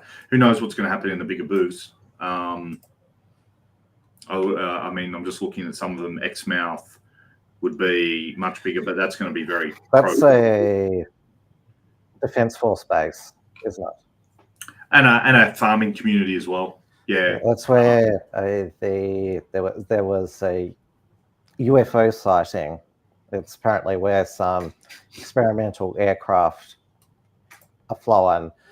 I know that because I have an interest in that area. Port Hedland and Karratha are by far the two biggest town centres in those areas, and there's no results in yet for those two. So who knows? Yeah, that's an early sign, I think. But it's regional, so maybe you can't read that too much into that. Only 20% of Western Australia lives regionally. Perth is by far and away where the action is happening. Speaking about the travel that state MPs have to do in those remote electorates, but it's been common at the federal level for some MPs, Labor, Liberal, National, to retire after one term because the travel's just too much. Yeah, Tony Crook did that. He won, and that he beat Wilson Tuckey as Nat, and he only did one term. And Patrick Gorman's predecessor for the seat of Perth. Yeah, Keogh, wasn't it? Oh no, it was his predecessor Tim Hammond didn't last the full term, because that was so hard on his family. But the member for Perth before Tim Hammond, Alana McTurnan, who made the transition from state to federal, only lasted one term and went back to state politics as well. So I guess if you're sort of more metro focused, or you have been, obviously the travel's much more of a shock. There's only 13 weeks of the year. It's not like and they go for 2 to 3 week blocks at a time. It's not like you flying to Perth, flying to Canberra every day. But I do take your point. 13, Jesus Christ, what do they do for the other 3/4 of the year? You're supposed to be in their electorates working. You're supposed to be talking to, hey, Stephen, surely you're aware the Texas legislature only meets for 2 weeks of the year. No, I was not. That's quite admirable. They tell all the legislators that you've got 2 weeks, only 2 weeks. So they run a very tight process of what gets on the agenda and what doesn't get on the agenda. They meet, they pass what legislation they feel they need to, and then they go, and that's it. What about committee work? I don't know the answer to that. because a lot of I just don't trust that all the politicians would agree that we're only going to do 2 weeks' work. There must be something else going on. They're getting paid. It's not like they're not getting paid. Yeah, they're full timers, because the politicians in New Hampshire, they all have day jobs. They only get paid a couple of $1,000 a year. Just looking this up now. Well, that's one of the tricky things is, when you get elected to a minor post, the salary is terrible, but the hours are generally full I just time. found it's $7,000 a year, Stephen. That's how much they get for their job. So Texas I think I'll stick to the 2 weeks. There's an argument that if they meet less, then they can pass less laws to interfere with our lives. Yeah. I mean, that's very attractive. I mean, there's a lot of governments that they actually brag about how many pieces of legislation they pass. I know. Yeah. Whereas you should be bragging about how much legislation you've destroyed, not implemented. But anyway. You've chainsawed. Yeah. Repeal. Well, I like the concept of every law is automatically repealed unless it's repassed. It makes them really sit down and think, why do we have laws that ban the release of more than 10 balloons at one time? What was that done for? Don't know. Well, we don't need it anymore. Okay, right. And by the way, that's a real law. Yeah, it is actually. I was visiting Melbourne Zoo a few weeks ago, and after paying $55 to get in, I really didn't need all the fucking preaching every time I went to a different exhibition about the woke bullshit that I should really get behind. Like, apparently, most of the products in supermarkets that they're not sure if they have palm oil in them because we the anti-palm oil. Bad for the pandas. And or the balloon thing. Take the pledge to not release balloons in the air. And whatever happens to a balloon that gets released? Surely the rubber falls to Earth somehow. Yeah, well, apparently fish eat it, but we better ban balloons then, just like we ban plastic straws. Yeah, well, I had paper balloons. I'm sure those will be successful. I've said on my show that if Peter Dutton went to the federal election saying we're going to bring back plastic straws, he'd easily win. Oh, totally. Plastic straws haven't been banned in Australia, though, have they? Oh, yes, they have. Yes, they have. Entirely. Yeah. Okay. You have to try and suck on a paper one. It's hard to be sure what has disappeared just because supermarkets have done a woke policy on it versus what is actually law. Do you know in New South Wales you cannot buy plastic forks anymore? What if you have in your home like some in your cupboard for like years and years? Oh, that's fine. Whatever you bought, you bought. Australia now has an importation ban on plastic eating utensils, and they are no longer able to be sold in shops, even if the warehouse had bought them before the importation ban. This makes sense now because I got to take home a whole lot of plastic cups one day. That must have been when that one kicked in. So Border Force, they're opening up overseas shipping containers to see if there's any illicit plastic. Oh, theoretically, yes. Stephen just engaged in a. Well, where you got the vape from? Yeah, because that's banned as well now. And I can buy it from any bloody corner tobacconist anywhere. It's easy.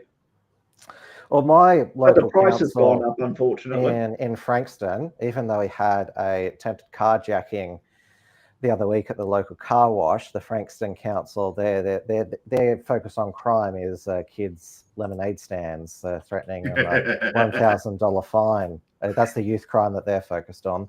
Are you guys aware of the new tobacco laws which were passed in the middle of last year, which will kick in about July this year? Oh, yeah. Menthol cigarettes banned. Yeah. Fresh burst, fresh crush banned. And when did this pass? In the middle of last year. I only stumbled across it a couple of weeks ago. Yeah, this You'll only be able to sell 20 packs of cigarettes. this The stuff additives that just make them taste nice will be banned. This stuff just gets through with no scrutiny at all. Yeah, you have tobacco warnings will be printed on individual cigarettes. The roll That's not environmentally friendly. 30 grams. That's a waste of ink. Yeah, and yet we have unprecedented levels of crime surrounding the tobacco black market. 100%. How do they think this is going to fix it? Oh, let's make the legal cigarettes so horrible that nobody would even want to buy them anymore. Yeah, but Mark Butler, the health minister, his mantra is to just double, quadruple down. I noticed that after that most Australians were no longer scared of COVID. I mean, there's still the COVID cultists who wear their mask everywhere, including the strap-on, really ridiculous masks. But the health fascists, they moved on to vaping. That was the great scourge. Our kids, they're targeting our kids with these fruity flavors. And I can tell you there has never been a more effective anti-tobacco tool than vaping. In New Zealand, the daily smoker rates are 6%. In Australia, where we've got the most expensive cigarettes in the world, they're still at 12%. Oh, we're getting some. We've got 6% of the vote counted. Oh, yep. And well, the Nationals have 3, Liberals 2, and Labor 16. That's the ones that the ABC is willing to call now. They actually haven't called anything down here. Well, let's have a look at. So there's some for Churchlands. So it's only a 2% swing.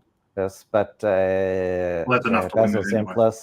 That's enough to win it in any event. Yes.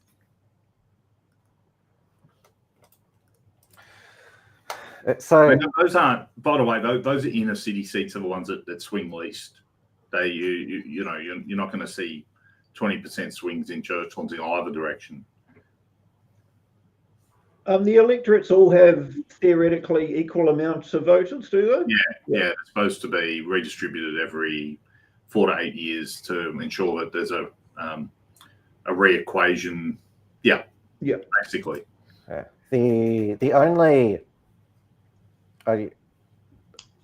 house left that is not one vote, one value is the federal Senate, because it's based on state, 12 senators for each state, regardless of population, and 2 for the territories, because that's set out in the Constitution. I was also surprised to see that Western Australia elects its entire Senate at the same time as the lower house is elected. That's got to be unique as well, wouldn't it? They just changed it. It used to be it used to be a regional. How would you put it? Well, there were 6 electorates with 6 members before, but was that entirely re-elected each election? No, I don't think so. Because of group voting tickets. But I thought they had 8-year terms. It was 4-year. It used to be 8-year terms, and then they changed it to 4 years. What do you reckon, Kyle, with New South Wales and also South Australia having 8-year terms for the upper house? Well, it's too long. So traditionally, New South Wales and South Australia were all 3-year terms. And so having the upper house split in half meant you had a 6-year term, which isn't crazy or lengthy long period of time. That's the same length of a Senate term in the United States. When they went to fixed 4-year terms, it meant that those upper house elections meant they got 8 years. So you know, and in the case of there's one particular Liberal member who was appointed by his party and then just recently got re-elected without a pre-selection because the party jammed him in. So he's going to end up doing 10 years without ever having faced a pre-selection. Extraordinary. It's just too long. It's far too long. I don't believe in 4-year terms. We don't have a strong enough parliament to put up with that. It should be 3-year terms, in my view. Federal, state. I'd even go 2 if I could. Yeah, Like the US House of States has Representatives. 2-year terms, so I think that's too short because you're either in an election year or So just recovering from one. Sing for your supper. The US House has 2-year terms, but The Senate has 6-year terms. Yeah, the executive is 4 years.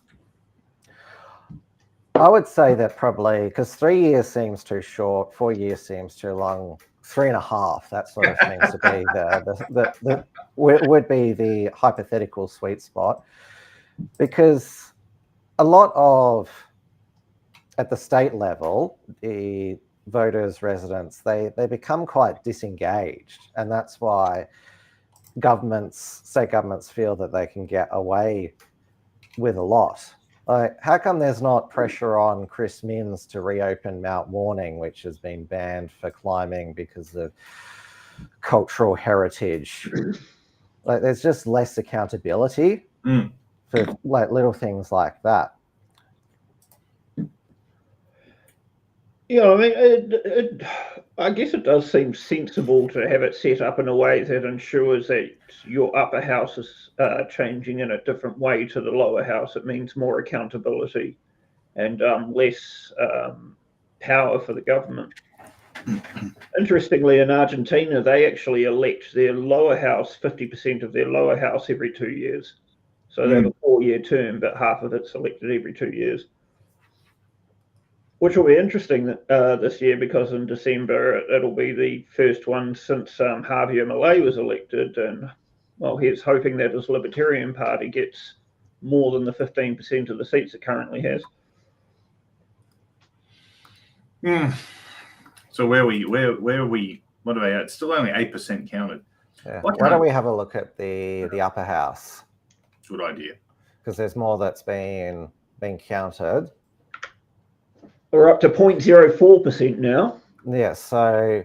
Oh, look at that. The Libertarians have got 5 votes now. One Nation's got 26. The Liberal Party is in the lead at this stage. I would say that's because they count the regional and rural booths first. Like, they're clearly not... You would assume that at least they'd count the first preference of the upper house when they count the Legislative Assembly. Like, worry about... They do them after. So they'll count the lower house, and then they'll start doing the Legislative Assembly after that. So the results for the lower house get phoned in, and then they start counting the LC. Oh, so they still... So we're just looking at small pocket booths at the moment then? Correct. So is that how it works? I've never been a scrutineer before. You've been a scrutineer, so it's done just by telephone, like this is the vote total, and it's passed on to the...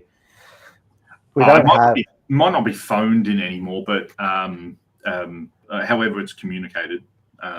That's how long you've been doing elections. Yes. Yes.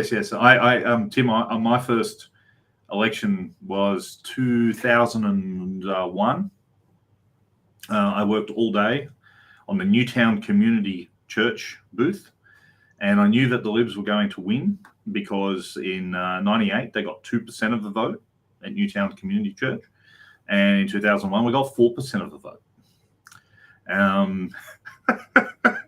That's how bad the Liberal vote is at Newtown. 4%. And it's probably gotten worse. It probably has gotten worse, yeah.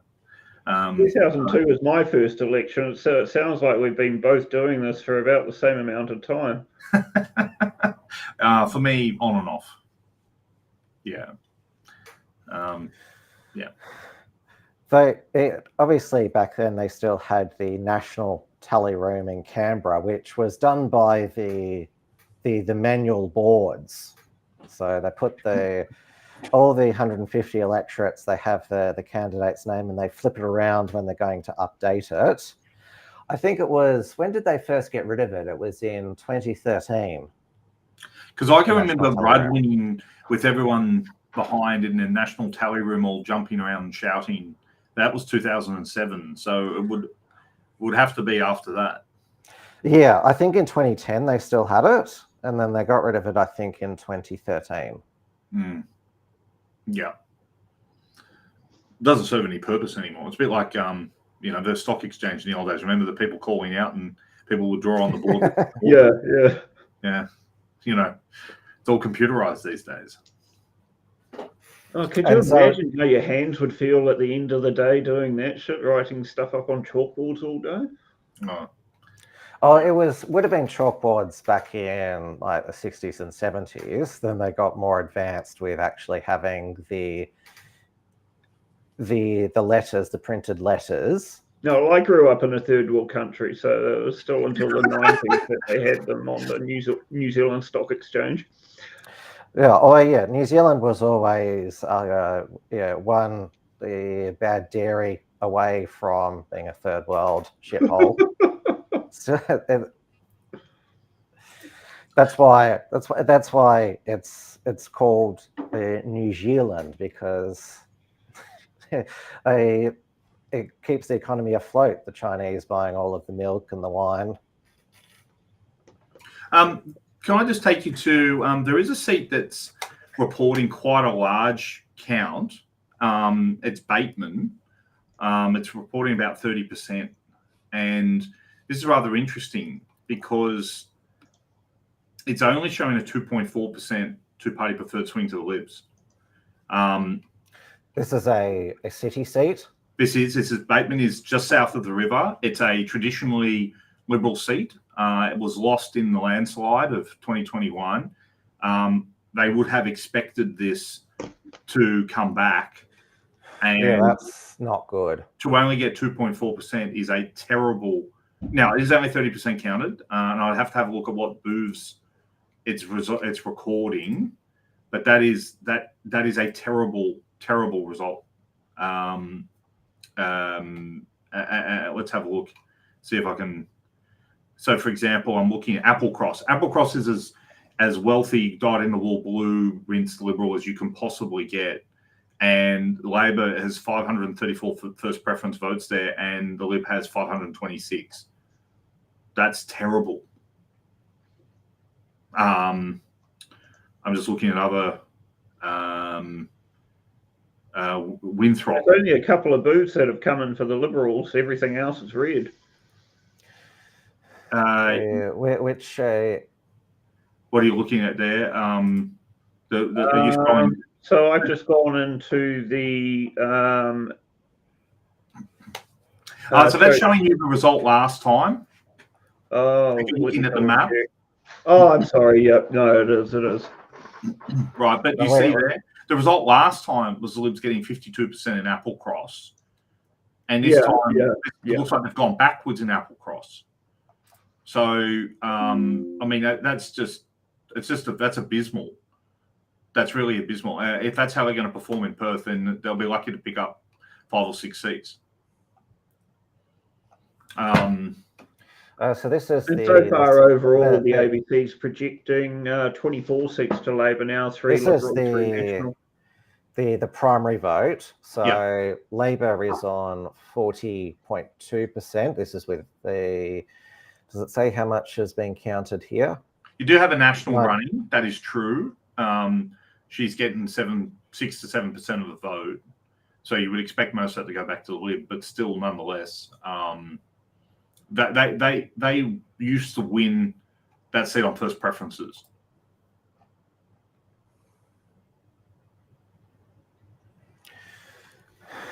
And now, of course, the question is, will any of this carry over to the federal election? Because both the Liberals and the Nationals think that they can win Bullwinkle, the new seat, which is semi-regional outside of Perth. It's a Labor notional, and Liberals reckon they can win back Curtin from Kate Cheney, and also that they can win back Tangy as well from Labor. Well, Yeah, I so- guess no one's going to really read into the final number of seats as being an indication of what's going to happen at the federal election, but maybe the swing. If there wasn't now it's called ex-tropical cyclone Alfred, if there wasn't the cyclone, then Anthony Albanese would be up on stage tonight with Roger Cook, raising his hand up in the air with Roger Cook and calling the election for tomorrow. There's been, I'm not sure if you've heard the terrible news that an ADF vehicle flipped over, and there's around 20 ADF personnel who've been injured. There's a man who's died in floodwaters in northern New South Wales. No, I didn't know that. No, that's terrible. So yeah, the ADF vehicle, they've flipped over in Lismore. So yeah, it's just horrific. Has there been any news about the casualties on that incident? I'll have a look.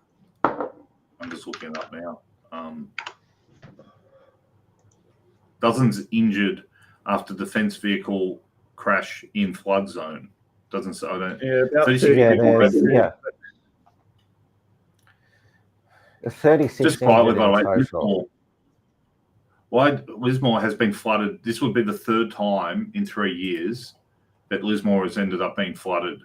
Why? And you wonder if there's going to be an exodus from Lismore, these and even southeast Queensland. It's bizarre that people haven't already gone permanently. Well, it's around that north coast, northern rivers. There's also a sort of a conspiracy community around sort of Byron Bay and that. So there's all these conspiracy theories that it's cloud seeding to have some sort of super highway build, fast speed rail. I think the same conspiracy theory it was about with the Black Summer bushfires, that this is all planned, like as if our governments could actually could say hypothetically they could building a canoe, let alone like say hypothetically they could manipulate the weather. They still couldn't build the super highway, the fast speed rail. Agreed. It seems like every 6 months there's something happening in Queensland, doesn't it? It's a tropical climate. Hmm. But I noticed that Dave Pallow did not cancel Church and State in Brisbane, and it still had reasonable attendance. Matt Canavan still came to present. And that was held at Brisbane, the Brisbane Airport Convention Centre. I'm just looking at some other results. I mean, I don't know what happened there in Bateman, because if you look across metropolitan Perth, it seems fairly consistent, roughly under 10% or thereabout swings.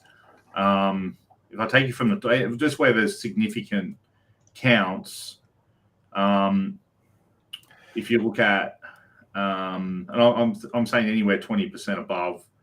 Name me a seat and we'll go to it. Yeah, I'm just working my way through it. So Kareem looks like Libs have picked that back up. That's a traditionally very safe seat. 26% counted, 8.7% swing to the Liberal Party. That puts them up for a 4.8%. You would expect them to hold on and continue to win that. And Liam Staltari used to be the president of the Young Liberals in Western Australia. The next one with a significant count. Maylands, 36.1% counted, 7.3% swing to the Liberals. Not enough. That's a very, very safe Labor seat. even when Labor's lowest ebb, they still held that seat. The Libertarian Party in Maylands, Cornish has got 2%. It's doing bloody well considering how they're doing around the rest of the state. It depends on the profile that the candidate has. Mount Lawley, 30.9% counted, 11.5% swing to Liberal, so very similar there to Careen.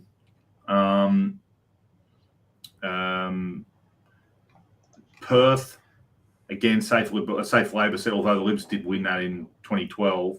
22% counted, 9% swing to Liberals. These are kind of, well, then look at Scarborough, 34.4% counted, 3.2% swing to the Liberal Party. Again, that's a really terrible result. That's a seat that they win except in landslides. It was only held by Labor in 83 and 86, aside from the previous election. That was 83, 86, Brian Burke's first term, of course. Western Australia's most infamous premier. Is he the only ex-premier that's gone to prison? Brian Burke? Of any state or specifically Western Australia? Any state. That's funny that you have to ask. Don't know.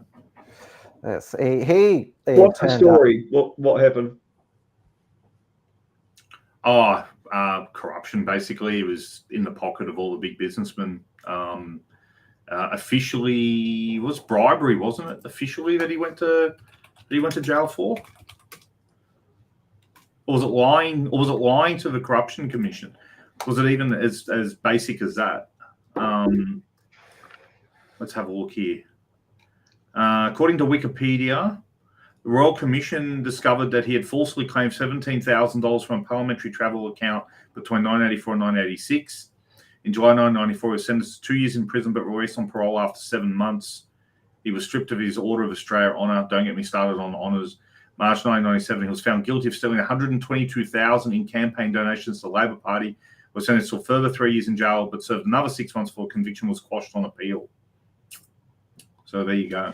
And in the mid-2000s... So the latter one was actually, he was innocent. Well, it was quashed on appeal, yes. Yeah. In the mid-2000s, he became a thorn in the Carpenter Labor government when he became a lobbyist, and he had his signature Panama hat with sunglasses. It's like he wanted to appear dodgy. Yes. Yeah, but there are all these ministers having to resign because they'd had lunch with him. And although Kevin Rudd had a lunch with him, yet he Kevin Rudd's got no shame.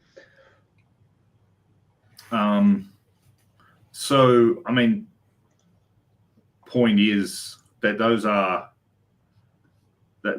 would be very, very disappointing. Those two particularly, South Perth and I haven't even got to South Perth. There's another one. Look, Labor's ABC's declared as ALP retained. I'm not so sure. Well, they actually projected the election for the Labor Party. Labor's projected to have won the 30 seats required for a majority. Liberals projected to win 3. They've made a gain. Which seat is that other? Is that Fremantle? Oh, we don't know yet. Let's have a look. Fremantle saying that Kate Hullett, the Green Independent, is currently 58% on two-party preferred basis. Wow, that's she certainly looks like a. Yeah, I only needed to see her picture to know that she was a Green. Is she green or teal? Well, there is a green running. Let me read you who Kate Hullett is. I heard a little bit earlier. I'll have a profile down here. So that's a seat that has always been Labor, except for the 2009 by-election. Freo Independent, Kate Howard, announces that she will end the gas industry in Western Australia. How the fuck did she win that seat? Because she wants to end the gas industry in Western Australia. Because there's these. Oh, she runs a shop called the Kate and Abel Shop and is a photographer, writer, and artist. And sits on the City of Fremantle Destination Marketing Working Group. This is her website, Kate for Fremantle. It's in, like, there's a bit of teal there. But yeah, there are these aggressive anti-gas protesters in Perth. And wasn't it Four Corners once? They followed these anti-gas protesters who are going to picket outside Woodside CEO Meg O'Neill's house, which the ABC claimed, oh, we weren't in cahoots with them. We didn't know that they were going to take us to her outside her private home. That's right. Yes. I remember that. I think someone got fired over that, didn't they? At the ABC? Yeah, I think someone did. That would be a first. It went that far that yeah. So well, okay. So look, it's only 7% counted in Fremantle, and it is Fremantle. Maybe there's another seat which is causing that other, but I can't see one. It is Fremantle. Cotslow, but that's only 11% counted. Yeah. And the swing's not enough for the independent so far. Well, let's have a look at Cottesloe, which is one of the seats that the Liberals. I already had it. That was David Honey, who's got replaced by Sandra Brewer. Why was he replaced? And piss week. He lost his pre-selection. He was just a rubber chicken, basically. To be fair, he's a nice guy. I actually know him, but not well. But yeah, I'm not surprised. It's probably too early to call at the moment. Yeah, it's only swinging. It's not projected for the independent to win that one, so it must be Fremantle. How different is her photo going to look if she bans gas and petrol? Because makeup is there's no petrol. There's no petroleum industry in Western Australia. It's gas. Yeah, right. Yeah, so slightly not a hypocrite. Okay, fair enough. A very, very extensive. Well, I think we export all of Japan's LNG. Comes from us. So, I mean, it's a very, very large industry. And I'm not even sure it's a state issue. I don't know how the state government would have any power to ban a gas industry. I'll ask you, like, I know what your answer is going to be, Kyle, but there's always this argument for a gas reserve, because how come our gas is cheaper overseas than it is locally? Why are we giving away our gas? This is the argument. Do we? We give away our gas? Oh, well, that's the language that they use. And also our gas? Yes. Well, I understand it belongs to whoever gets it. It's not ours. It's not communist. Yeah. Point is, it's getting pulled out of Australian turf. I mean, isn't it actually up in the northwest? It's actually on the ocean. But anyway, leave that aside. It's something that the federal government takes tax money from and it employs Australians, etc., etc., etc. So, you know, I'm happy to run with the point of our gas for the purposes of the conversation and the argument. I mean, I would only imagine that the reason it's more expensive here locally is because of the taxes and charges that the local state and federal governments apply on these type of things. There's got to be some sort of economies of scale if they're exporting sufficient amounts to another country that would make it cheaper as well. I would. Well, yeah. There'd be a part of that to it as well. Well, according to according to the ABC, they're saying that Labor has won the election.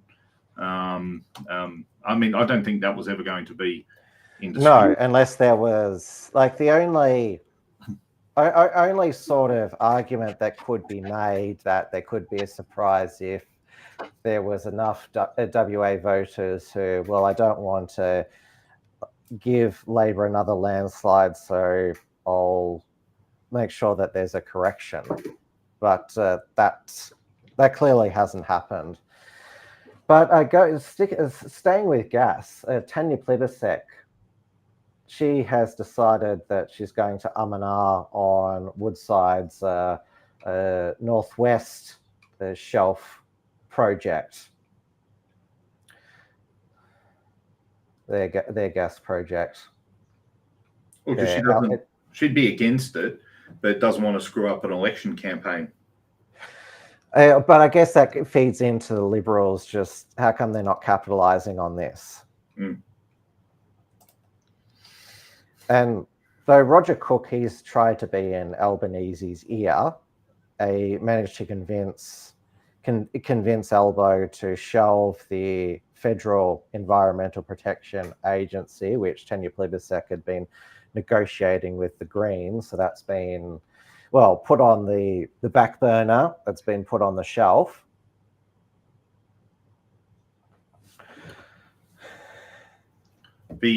So if you look at the overall totals so far, and keep in mind only 14% of the votes have been counted, it's saying Labor's down to 42%, which is a 18% first primary swing. But the Greens are at 12.7%, which is an increase of 5.8. So they've nearly doubled their vote so far. Now, admittedly, it's only 13% counted, so I don't want to make too much of it, but that seems like a fairly substantial increase for the Greens. And the combined Liberal National increase is only 7.5%. One Nation's up 2%, and others up 2.7%. So you would assume that's most of the other minor parties, but that's split across both left and right. So that's a very early indication. It's looking like the Libs are going to end up again with about 40% two-party preferred. If you got that result in any election, they would say you got absolutely demolished. And the Western Australian Liberal Party, we should also make the point, has, well, not only has a celebrity candidate in Basil Zemplis, but also a celebrity state president in Caroline De Russo, who, well, she has a national profile, at least on Sky News, where she's been a contributor for many years. And the 1% of people who watch Sky News has the her own show now, The Raw Report. Sorry, which electorate is that? No, she's the state president of the West Australian Liberal Party. And obviously here in Victoria, Michael Kroger was the celebrity president of the of the Victorian Liberal Party from 2015 to 18, when he oversaw the 2018 landslide, but he had a much more successful stint as state president in the late 80s and early 90s. So the Victorian Liberals almost won the 1990 election for Andrew Peacock against Bob Hawke, because there was the Kane-Kerner recession, and there was the Kennett slide of 1992, even though Kennett and Kroger have always been factional enemies. And Kroger has been part of a talking head on television even before Sky News, but I doubt that I'm not sure if she has a local media presence as well. But certainly, I mean, she does the job for nothing. She's a commercial litigator by day. She, like a Sky News show and contributor, it's a side hustle as well. You don't get paid much to be on Sky News, I can tell you. No, I mean, it's just a half-hour show every Sunday night. So, like I said, she still has a day job, and you get paid nothing for being the state president of a political party. And like with all the, like you still, of course, get all of the stress involved with that as well. I mean, you were paid nothing to be on the New South Wales State Executive. And it was a big job. Yeah, it was. And of course, in New South Wales, you would have always had a very large party infrastructure compared to what I imagine in Australia and Victoria. Am I wrong or what? There's so much can be said, Stephen. So yeah. Yeah, it's had such great infrastructure that they're in federal administration, the New South Wales Liberal Party. Yes, and I am keeping in mind that they failed to have candidates on the ballot in multiple local elections. But they had a state director getting paid $600,000 a year, who decided on the day of the nominations that it was more important to go to the opening of a playground instead of getting the nominations sorted out. And literally, no joke. And also talking I mean, the Libertarian Party is very grateful for that. And also, we had a landslide. Talking about MPs who've faced criminal charges. Of course, there was the Pittwater by-election because the Liberal MP Rory Amon resigned after being charged with raping a 10-year-old boy. No. He's been charged with sex with a child between the ages of 10 and 14. I can't remember what the age of the alleged victim is, but between the ages of 10 and 14. Which is still a heinous charge. It sounds like it's slightly less serious, but it shouldn't be. Well, we've got to also assume that he's entitled to the presumption of innocence. That's why I said charged. Sorry, I did actually see a story about someone who's been exonerated of child sex charges from the Liberal Party. Oh? Could this be the same person? No, because he's just been charged. Oh, okay. So there's someone else. Who's been exonerated? A 13-year-old boy was his the boy's age who is allegedly sexually assaulted. Yeah, sorry, I saw it as a part in the screen when I was looking at other results on the ABC. But I remember you went on Radio 2GB the next Monday with Ben Fordham and spilled the beans that, look, there was this allegation cloud when he was he even pre-selected? Well, it depends how you define pre-selected, Tim. Well, did the members get to vote? No. So I can tell you the story there because in my 30 seconds on Ben Fordham, I didn't really get a humongous opportunity to outline. What happened was there were three people who nominated originally for Pittwater. Amon, a woman named Natasha McLaren-Jones, who's in the upper house, and another woman named Claire Longley. And Claire was knocked out by the state director. He said that she had not renewed her membership in time. And but we weren't told any of that. We were just told that we couldn't have a pre-selection for Pittwater and we wouldn't be told why. And then McLaren-Jones decided to withdraw her nomination, which left Amon as the only candidate. And then for the best part of 6 months, Perrottet refused to allow him to go before the people of Pittwater, even though we didn't have a candidate in a marginal seat, but wouldn't tell anyone why.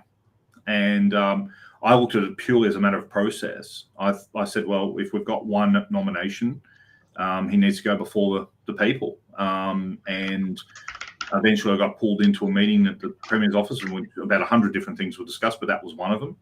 And he said, no, we just got to have enough pre-selection. We just have to. I never got told why. Now I know. Now I know why. But that means they knew, Tim.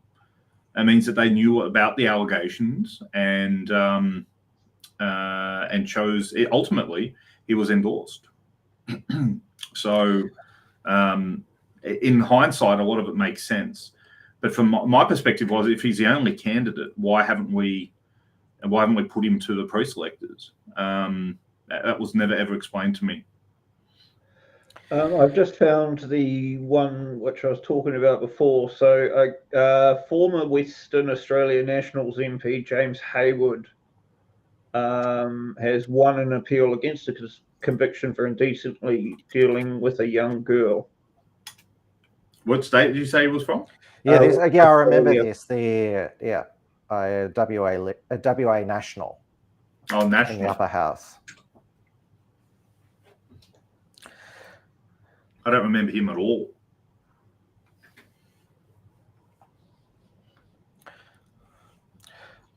So Sky News Australia, they've called the election for Roger Cook, and they've also said that Basil Zemplis is struggling to get over the line in Churchlands. Here we go. James Haywood released. This was a story from October. Released from jail as he fights sexual abuse conviction. The ABC put something out on Friday saying that the charges have been dropped. James Haywood was found guilty by the District Court of Western Australia last year for getting a 6-year-old girl to indecently touch him on 2 occasions. He was sentenced to almost 3 years in jail. After over a year behind bars, Haywood confirmed the ABC has been released and living in Bunbury as he fights the conviction. He was granted bail from the Court of Appeal on the condition he pay $30,000 surety. I don't know what the basis is. I have to read the appeal because it does seem... Has he just been granted bail pending an appeal? No. No, according to this, it's been he won the appeal. According to what I'm reading, yeah. So now he's trying to be allowed to go back into Parliament to give a valedictory speech. Yeah, they won't do that. No. Seems like a whole lot of fuss for nothing, really. I mean, in terms of why would you even bother wanting to give the valedictory speech unless he's got something really fucking juicy to talk about? Under parliamentary privilege. Exactly, yeah. I got to be honest with you. I've defended men who have been charged in sexual touching cases, and that's not a 6-year-old. I've been involved with ones where they're 15 or 16, and I can't for the life of me understand why the police ever charged, because it's her word versus his. In this situation, this bloke it's a 6-year-old saying it. Now, how on earth can you take that as given evidence just on a verbal basis, unless there's some sort of corroborating evidence? I don't know how you could possibly safely convict in those circumstances. I mean, I'm not saying it didn't happen. I'm just saying I don't know how you could convict. Yes, well, the evidence needs to be so overwhelming that you could not reasonably think otherwise. Yeah, and that's right. And you know, and this happens a lot. I mean, you know, Tim knows I've got a lot of men in family law cases that I act for, and the usual trope is the minute that the former partner doesn't get her way, she walks into the police station and claims she got raped 10 years ago. And the police, because they don't want to be accused of not taking violence against women seriously, will just charge and ask questions later. So then a bloke will spend 3 years defending a rape charge. I've literally got a guy right now who broke up with his wife 12 years ago. They were divorced. He's been weak about seeing his kid 1 week, and then she goes back to the mum the week after. And then she's in a new relationship, wants to move to Brisbane. She said, you know, I'm moving to Brisbane with the kid. My bloke said, over my dead body. So she walks in a police station, claims she got raped 12 years ago. The cops have charged him, and we're like, yeah, so when did this happen? Yeah, it doesn't matter. Get to trial. If it gets thrown out at trial, well, we've done our job, and and there's no costs in criminal cases in New South Wales. So you'll spend over 6 figures defending a complete nonsense case that has no basis. And the cops at the end will just, you know, wave their hands in the air and say, well, you can't say we didn't take violence against women seriously. We charged.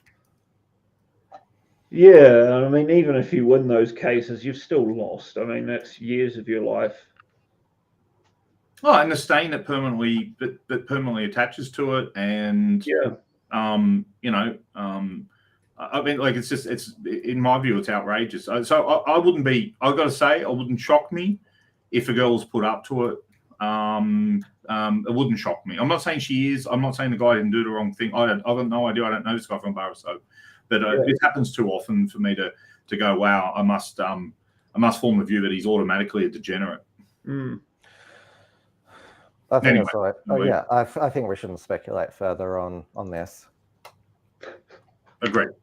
Yes, it's not safe territory. Oh, I don't think any of us have crossed any lines in this conversation, myself particularly.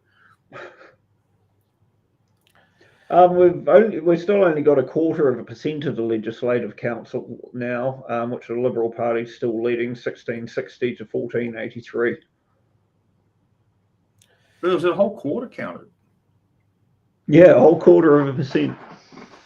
In the upper house. Quarter of the upper house, yeah. The ABC isn't even bothering to have a Legislative Council.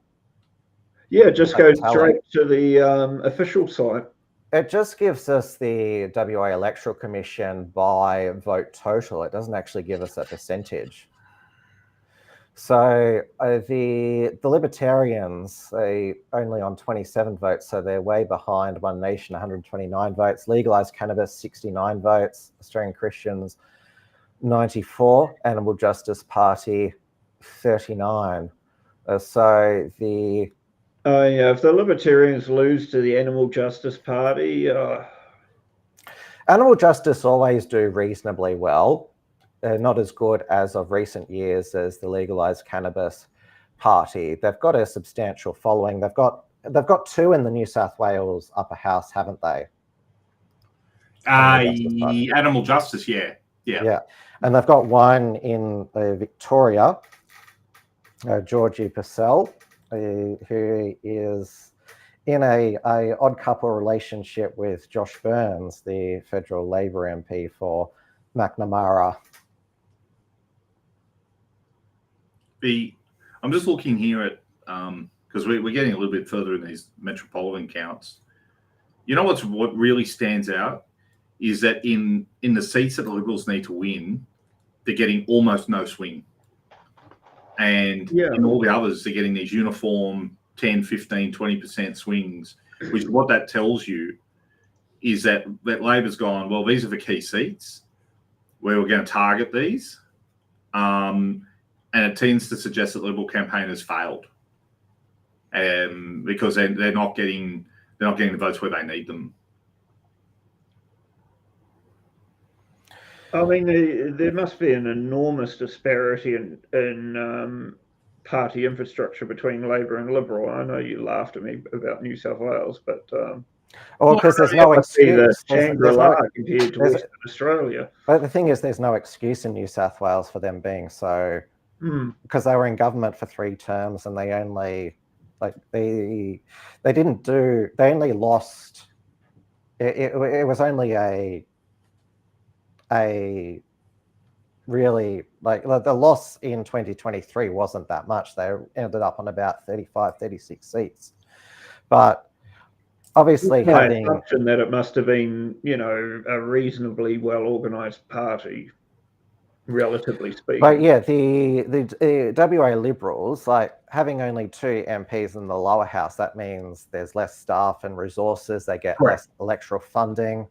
Yeah, you don't get to spend all day sending out calendars of yourself or fridge magnets or whatever the case may be. Oh yeah, I got some of that. There's also the other day. The Labor naturally has they can get boots on the ground with the union movement. Always been able to. This is a point I mentioned on it before. I reckon the West Australian Liberal Party would be lucky if it had 1,500 members. 1,500. Yep. I'm not exaggerating. It'd have about 1,500 members. Labor wouldn't be any different. But Labor can always just go to the union movement at the end of the day and say, we need 400 people to man polling booths on Saturday. Make sure you get them to turn up. And they will. The Libs don't have that sort of resource, which is why they often end up with the ethnic branch stack of guys, because they can get 400 people from the Chinese community, for example, or 400 people from the Indian community to help out in a particular area. But otherwise, a lot of polling booths these days sit completely empty. I can remember in the 90s, even I grew up in Grainler, which is basically one of the safest Labor seats in the country. It has been elbow seat, Anthony Albanese's own seat. The Libs always manned polling booths, even in Grainler, where there was a 20% margin. There was always at least one person on a polling booth.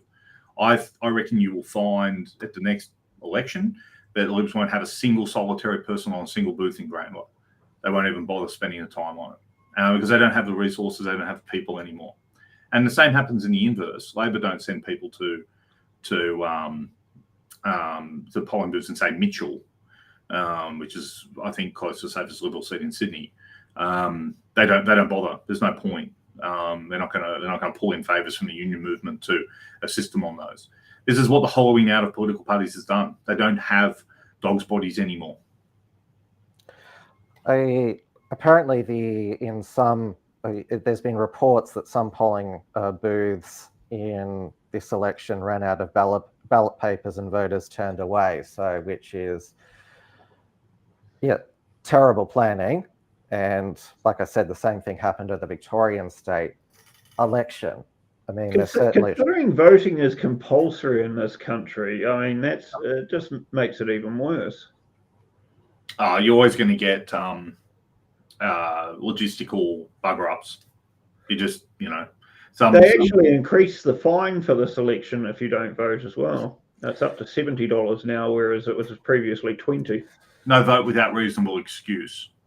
Yeah, if it's the Electoral Commission's blunder.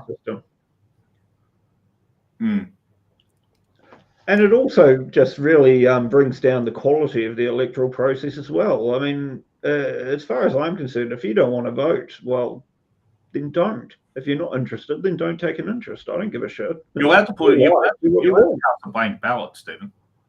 Yeah, and if you don't enroll, you don't get. I haven't heard of anyone not getting fined for not being on the electoral roll.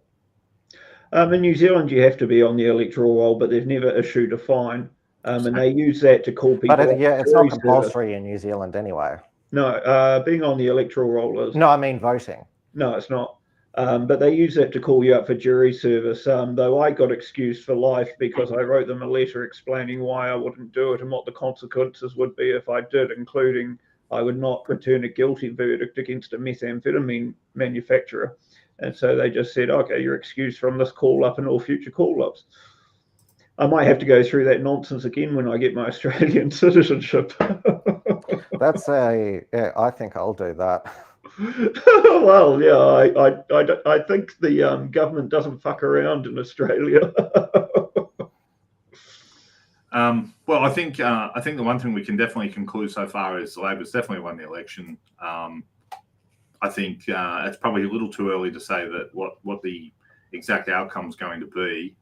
But from what I can see, I think the Liberal campaign has underwhelmed what it should have done.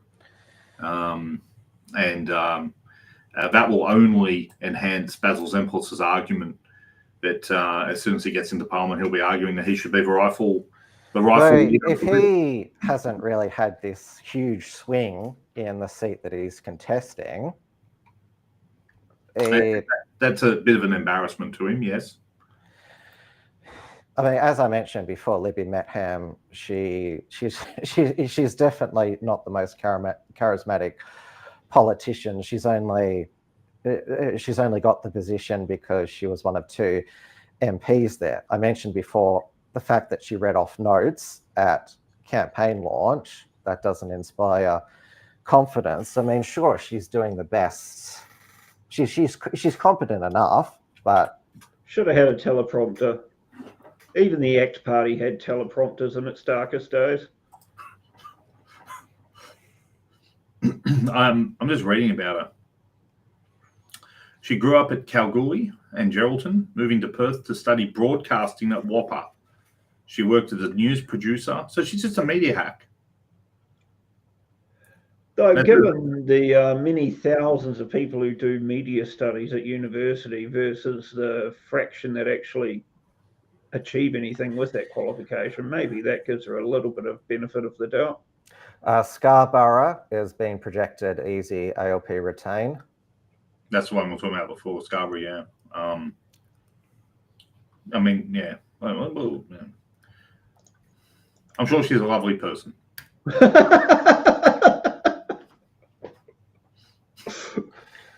So, what at the federal level for Western Australia? So there was it was the swing in Western Australia. The McGowan factor would have played a role that got Anthony Albanese his majority. So they went from 5 seats at the 2022 federal election. The Labor Party, they won Swan, Pearce, Tangi, and the other one they won was, it'll come to me in a moment. Yeah, so Kate Chaney won Curtin.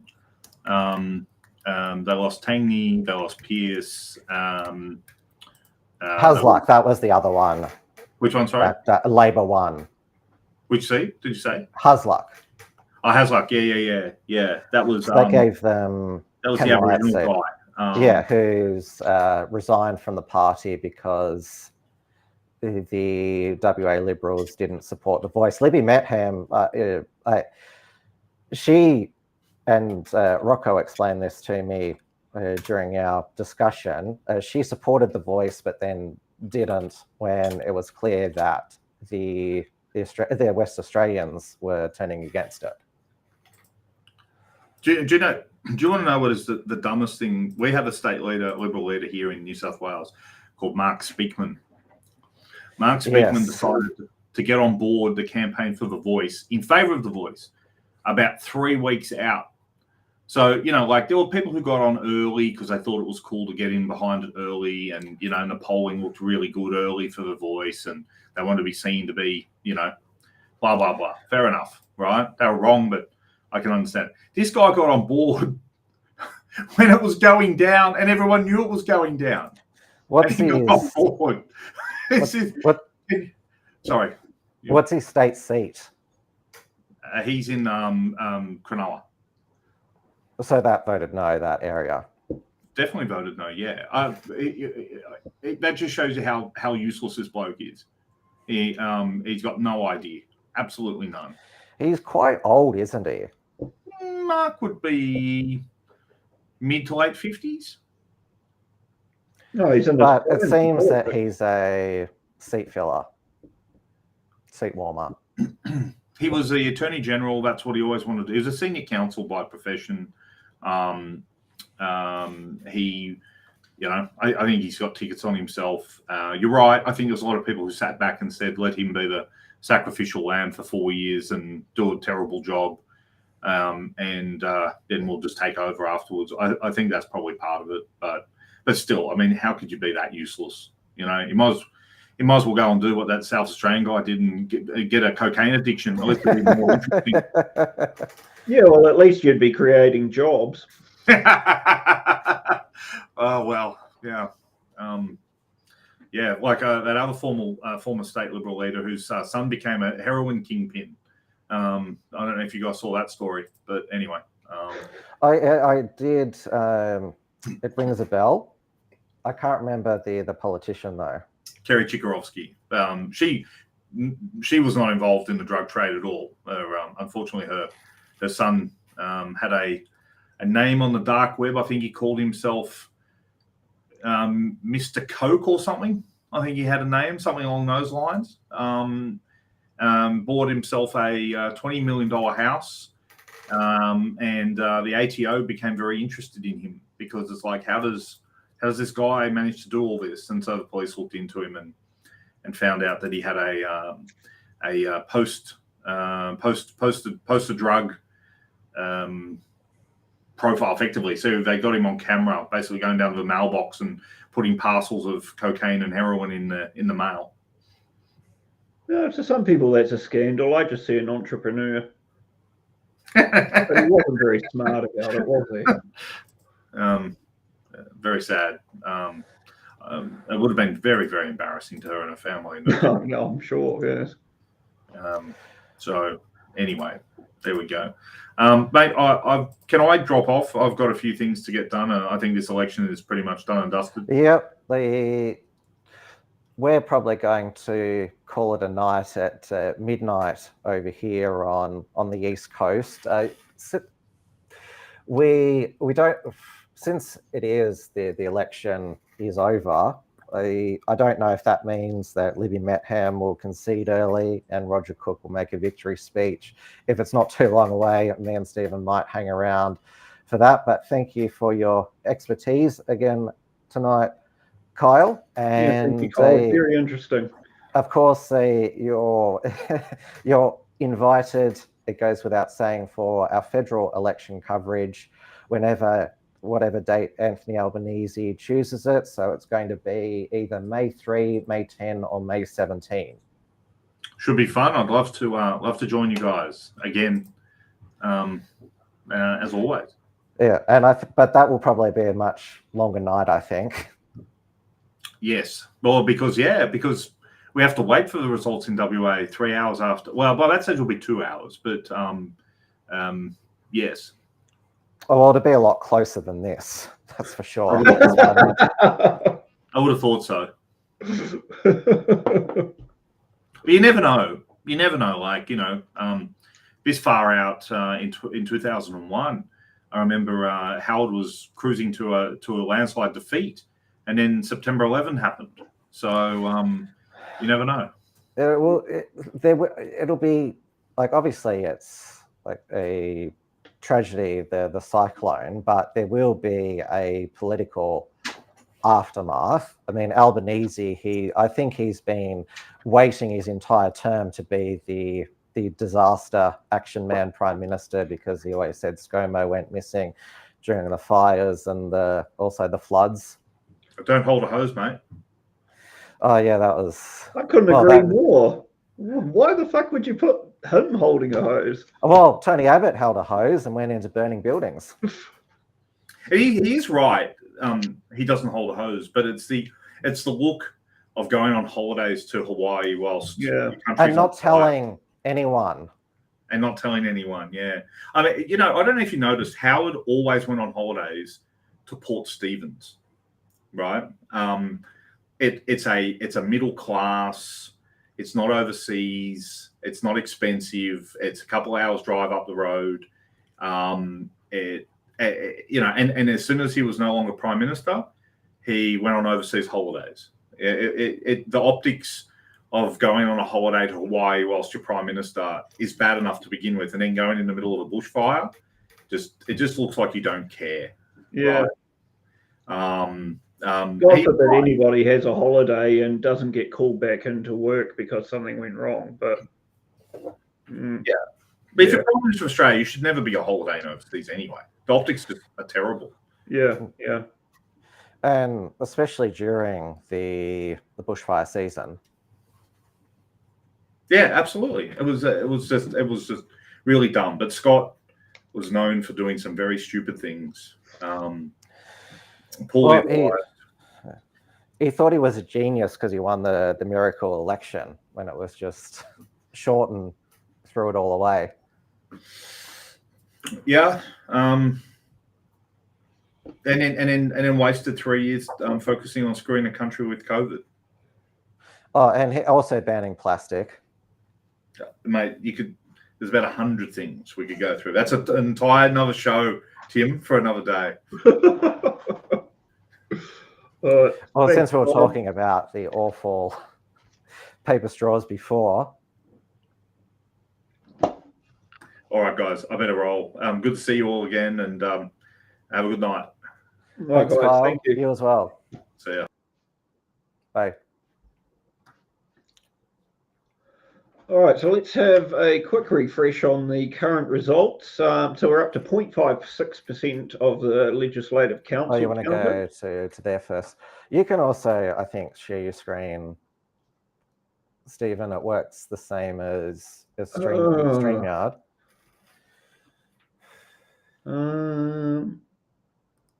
Oh, I see. Oh, yeah, they've counted 0.5%. Libertarians up to 66 votes. It doesn't look good at this time that they'll. Yeah, I mean, there's so little counted; it's completely irrelevant. But I guess to me, the only chance of we're sharing your taking away anything wonderful from tonight would be a Libertarian in the upper house. I'm extraordinarily confident that's not going to happen. I mean, I don't know much how there is another party when there's not actually another party. Yeah, I don't know much about the WA Libertarians. I tend to just know the ones on the East Coast, Victoria, New South Wales and Queensland. Oh, well, that's a terrible reflection on libertarianism. You know they're going to be more SJW than they should be. Well, John Ruddick definitely isn't. I mean, he's got very based views, always had. So David Limbrick seems to have regressed recently, so he decided to put his 2 cents in about Sam Newman interviewing Blair Cottrell and Thomas Sewell, and said, "Oh, if you interview scumbags, you're not a warrior for free speech. You're just a person who platforms scumbags. Freedom of speech doesn't mean freedom from consequence." And also asked, it's half right, but if you're going to be a free speech politician, why even bother? Why does he even need to have a comment? Yeah. Just and also asked Jacinta Allen, are we pursuing other trade relations because of the destructive tariffs from the United States? Which obviously tariffs are, like, neither of us support tariffs. No. But the fact that he felt the need to, like, deliberately, go after MAGA. Yeah, I mean, it's interesting. I mean, I can see that Trump isn't necessarily as pro-tariff as his rhetoric would suggest. I think he's just using it as a negotiating tool more than anything. Which I still don't like. No. I mean, it's not as bad as threatening war, but it's still destructive. Yeah.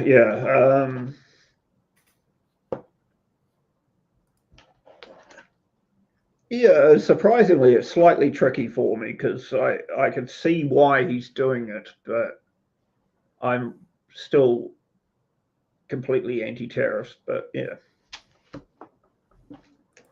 But then again, Trump's not a libertarian.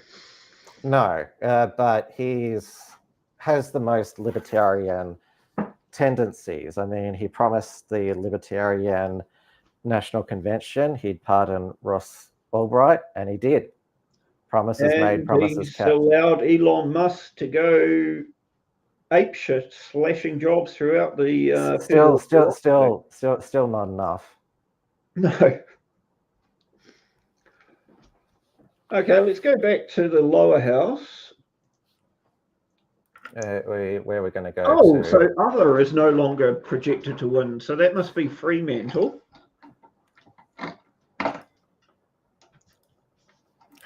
Yeah, let's have a look at Fremantle. I almost feel sorry for her. Almost. Her hopes would have been up previously.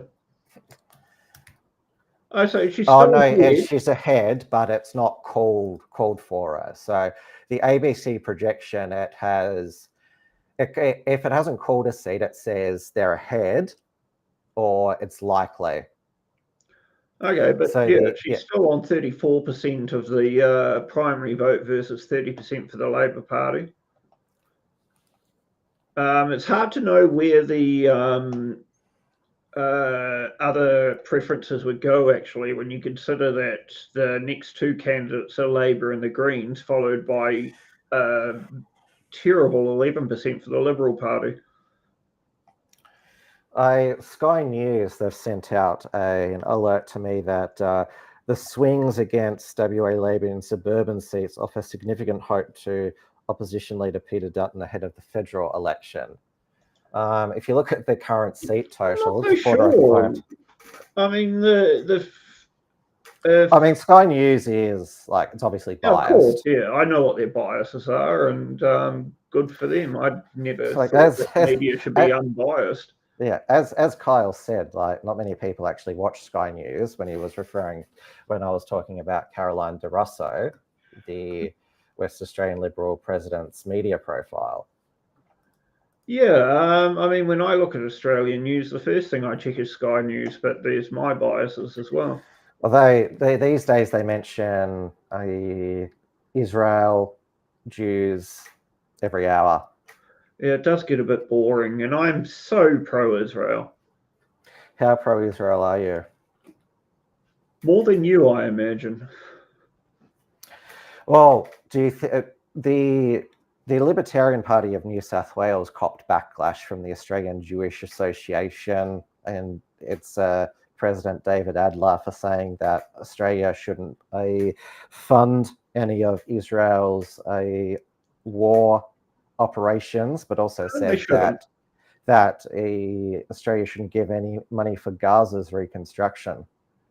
I would cancel all foreign aid personally, but I mean, the Jewish lobby groups really do piss me off. They don't do themselves any favors. Well, the fact that they are supporting all of these anti-free speech laws, like, precisely, yeah, and I do think that the news about the apparent oppression that they're facing at the moment is overblown. Well, we know that a lot of it is being graffiti on a building. Watch buildings don't ever get graffitied. And like, there's been anti-Semitic vandalism. Like, it didn't just start on October 7, and also a lot of just, you know, punk kids just like graffiti a swastika because it's naughty.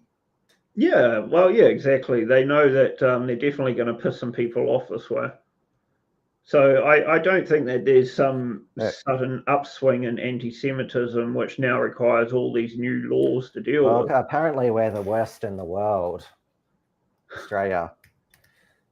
Like, are you seriously saying that our problem is, like, say for example, our Islamism problem is worse here than it is in Britain? Like, I don't think there's going to be Muslim independents elected at this federal election like there was in the UK general election. Oh, you're referring to that Senator Payman, is it?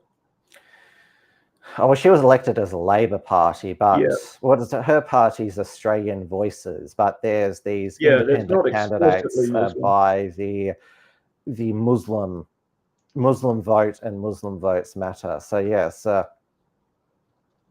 according to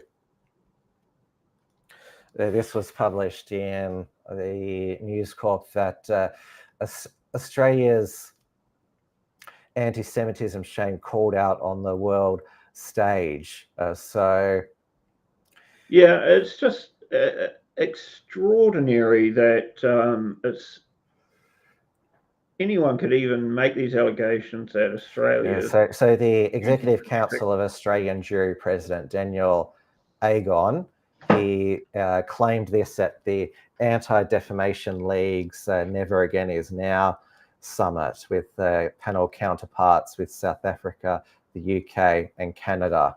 Yeah, it's absolute nonsense. Interesting that after some of the graffiti attacks, Anthony Albanese visited one of the,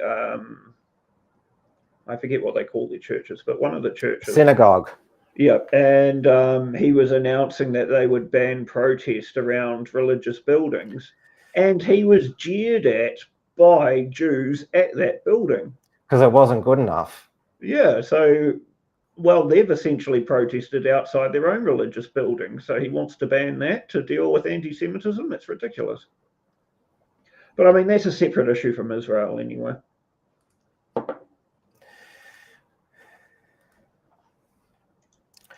Yeah, so let's go back to so it's 27% counted. At least it's almost 9 p.m. over there. They're getting some, they've counted a decent amount. They're still doing worse than National. Oh, well, that's just so what is that? Seats Probably in doubt. because the regional seats get called earlier.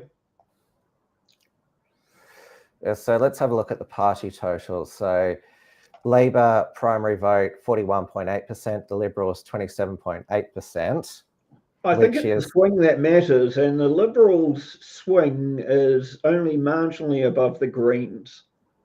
Yeah, the Greens have got a 5% swing, almost 12%. I mean, Labor's had a negative 18% swing, and that hasn't translated into support for the Liberals. So this still is a disaster for the Liberals. One Nation has got a 2.3% swing, 3.6%. If that's replicated in the upper house, they'll at least get one seat. Though, of course, with the rate that One Nation's going, we don't know if their MLC that's elected will be with them for the full 4 years. Oh, yeah, they do have a terrible record of holding on to anybody who's not Pauline Hanson. Yes. Who was the one who formed the Conservative National Party, which is a very thinly disguised National Socialist Party? No, because Fraser Anning, he believed that Hitler was evil and who killed. But he didn't know that the final solution would be a offensive thing to mention in Parliament. Oh, right. Well, I remember when I interviewed him in his office, he said he had dug up, or his staffers had dug up all of the times the term final solution had been used in the federal parliament, like pointing out that it's how come they didn't get in trouble for this. Did he do that before or after the speech? After this, I don't know. Oh, well, obviously after, because he copped so much backlash. Yeah. And I remember Katie Hopkins, she got cancelled from all of the mainstream media because she posted on Twitter after the Manchester Arena bombing, where little British girls were blown to smithereens by Islamists, that regarding immigration, we need a final solution. Yeah, I mean, it's just poor marketing, I think. Well, Katie Hopkins deleted it and said, I should have said we need a lasting solution. Mm.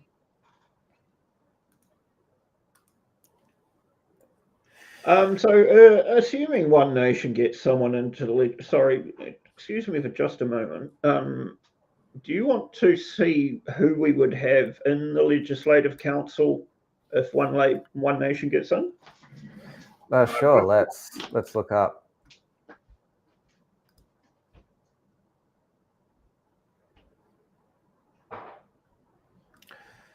So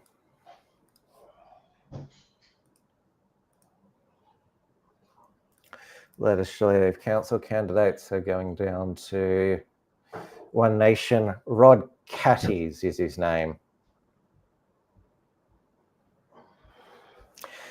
Philip Scott is number 2, and their number 3 candidate, Parminder Singh, got a lot of attention from the white nationalist personalities on social media. Parminder Singh, that's a familiar name.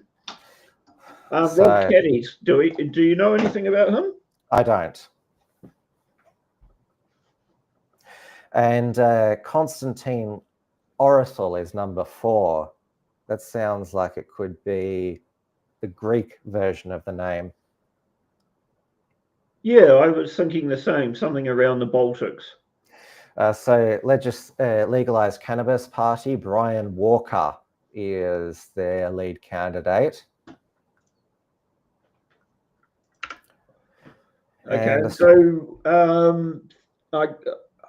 Kyle mentioned that candidates with as little as 1% of the vote could find themselves elected to the Legislative Council. that was under the former voting system. Right. Okay. So yeah, the quota, the quota here,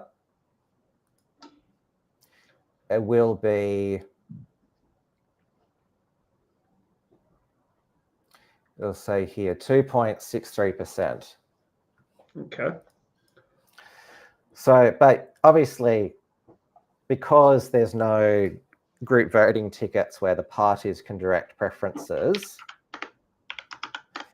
it's most likely that a party that gets less than 1% will be eliminated first. In the upper house, preferential voting is not compulsory. You don't need to. On the upper house, you need to boxes. rank up to number 20. Or you can number up to how many groups there are above the line, or if you're voting below the line, how many there are. Yeah, below the line, I think you need to rank up to number 20. It's an incredibly complicated system. If it weren't for that's why Topher Field, his preference marble video goes for 30 minutes. Well, that's all he could cut it down to. It's incredibly dumbed down since he's using marbles. I can't get through the whole thing. But yes, trying to educate voters on preferences. It's a 30-minute marble video. Yeah, and having compulsory voting with such a complex electoral system, it really is quantity over quality. And this is how you get Victoria's Stop Dan Andrews Party first preferencing the Labor Party. yeah. Well, that's because we still have group voting tickets, and the Labor government doesn't want to abolish them because they always get a working majority. They're not getting, thankfully, they can't get a working majority for their anti-vilification expansion. Oh, that's a relief. I did see David Limerick in Victoria speaking about that. Yes. It's called the Anti-Vilification and Social Cohesion Amendment. Because that's the buzzword. One of the trends I've noticed with the Libertarians and the Liberal Democrats is that they don't attract engaging speakers. They're all very awkward nerds. I would say that. I know an awkward nerd when I see one. I would say have you heard John Ruddock, the New South Wales MLC, speak? He's very engaging. He's been he's been prominent in the media for many years. He was originally a New South Wales Liberal reform advocate, but he wrote a book, Make the Liberal Party Great Again, but obviously there was no path to making it great again, so he joined the Liberal Democrats, now the Libertarians. And yeah, I mean, even David Linehelm, who I found fantastic, but he's an incredibly boring speaker. And he's a massive neocon now, supporting both, supporting Australia, supporting the war in Ukraine, and Israel against Hamas.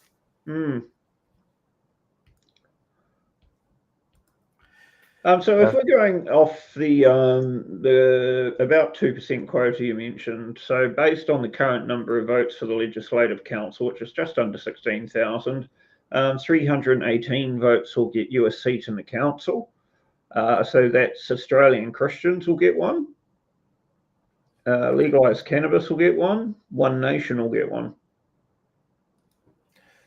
So this is the current 10 But of course, I mean, still not even 1% of the votes being counted. Yeah, this is just going to the lower house. 41 projected for the ALP, 4 for the Liberal Party, 4 for the Nationals. So changing seats are Carine and Nedlands. So the seats in doubt Well, Albany, it's too early. Tom Brough is the Liberal candidate who was in trouble for suggesting that maybe the plus in LGBTQIA plus stood for pedophilia. So well, he wouldn't be the becomes first an to suspect that. In some countries, it is the case. Churchlands, Basil Zempalis is just ahead. Cottesloe is too early, though the Liberal candidate is ahead against the Teal Independent Rachel Horncastle. Albany may go Liberal, though it's very, very close. How much is counted? Only 7.6% counted. Yeah. How much of Churchlands is counted? And actually, when we open up the first preferences, Labor's got 27% and Liberals have 21%, and they're behind the Nationals. Yeah, but Liberals and Nationalists preference each other. Yeah. So combined, that beats Labor and the Greens. I mean, isn't that essentially how the electoral system works in this country? The combined Liberal and National versus the combined Greens and Labor, and then Piers Taylor, I didn't realise how bad WA was. I thought Vic was the worst. Well, their Labor government isn't as hard left as Victoria's, and presumably not as socially left. Although Roger Cook, like he introduced gender self-ID in the state, so. But that's standard Labor Party position. In some ways, that's not particularly extreme anyway. It depends on whether it's just something you can put on a current ID versus a birth certificate. I think that defines whether you're an extremist or you're... That's birth certificate. Yeah, no, birth certificate's stupid. But most of our IDs don't list gender on it. I mean, I'm not sure what Australian IDs you have. It's only your passport that has gender on it. Okay, well, I've got everything except a passport, and yeah, I think you're right. Does the New Zealand passport have gender on it? I will double check that now. In Australia, you can have male, female, or X on your passport, and Peter Dutton has said he has no plans to follow Donald Trump and having passports based on biological gender. Yeah, I don't really have an issue with people putting X on their passport. I don't think that's a big deal. But there's no such gender as X. Well, that's the whole point of X, I think, is that it's not defined one way or the other. Like, obviously, like... yeah, my New Zealand passport has sex on it. Yeah, so all of our driver's license, key pass, proof of age card, Medicare card, it doesn't have gender or sex on it. Yeah, why would you need it, really? You got a photo, it's probably more important. Well, obviously going through like the body scanners, like if the passport says female and there's a suspicious package in their underwear, it could be a concealed weapon. Some of us would be very flattered if they thought that. But chances are in those cases, the end recipient would be offended.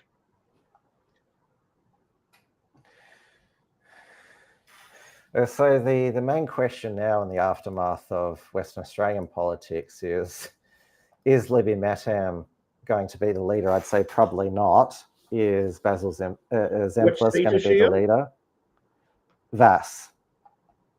So she'll be easily re-elected. Oh, yep. And she is the current leader. Oh, yeah, of course she is. Well, she could boast that they've doubled their representation in the lower house. We've just ticked over to midnight tomorrow over here on the east coast, well, the southeast, because Queensland is an hour behind. Because Queensland, they have their fixed 4-year terms the last Saturday in October. That means that they're an hour behind when they have their state election. And because it is fixed in Western Australia to, well, this is the second Saturday in March, it's always going to be held where there's a 3-hour gap, time difference. And so we still don't know when the federal election is. No, it's going to be in May. Going to represent anything in the federal election? I don't think so. I think this state result results are very different. I think that Labor will still hold the majority of the seats. I think there'll be a minority government supported by the independents. There's not been a single one-term government since the 1930s. Yes, but that's a sufficiently long trend that I don't think. The Rudd-Gillard government, when Julia Gillard took over in 2010, it was a hung parliament. It was virtual dead heat, but the rural independents, Tony Windsor and Rob Oakeshott, supported making Julia Gillard Prime Minister. And the independents are really just going to support whoever's going to give them enough pork for their barrel. Although Peter Dutton has said, if we, like the coalition lands on like more seats, if we're closer to 76, then the independents should support us. Probably. But then in the same breath, he says that, the Teals vote with Labor. So he's saying you should support us, but I'm going to bag you. Yeah, well, in 2017, Labor won the New Zealand, was actually got many less seats than the National Party, but they still won on a coalition deal. Yeah, Luxon, what's happened to him? Oh, Chris Luxon, the New Zealand Prime Minister. I was so impressed when they first got in. I mean, they scrapped all the anti-smoking reforms. I thought, fuck, that takes a lot of guts to do. The only thing he's done well this year is tell people complaining about the quality of school lunches that they should make a Marmite sandwich and stick an apple in a bag. And he's absolutely right. So the ABC has got a camera on, looks like Roger Cook's house. Oh, that's creepy. Oh yeah, they're waiting for him to, come out to make his speech. Like this is just the waiting game now. I'm not sure. Why is he even waiting? It's obvious he's won. You would think he would do it as early as possible. Well, hasn't she already conceded, Libby Metham? Has she? Well, she's not going to win. She probably should have conceded 2 weeks ago. Oh, well, she didn't want to be like Zach Kirkup, who... No. Before, of course, it's terrible. His concession speech, the mic didn't work properly, which summed up his campaign. So the Nationals have not gained any seats. They weren't expected to. No, they've probably just got a core of seats that they always win, and that's that. And they'll probably have but less in the upper they've house. still gained 1% of the vote. They still had a 1% swing.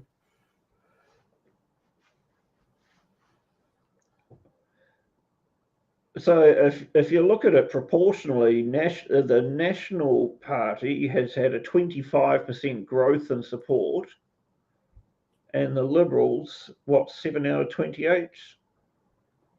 Oh, it's about the same, actually.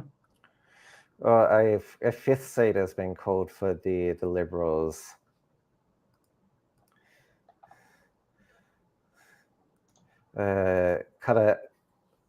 Colour Munter.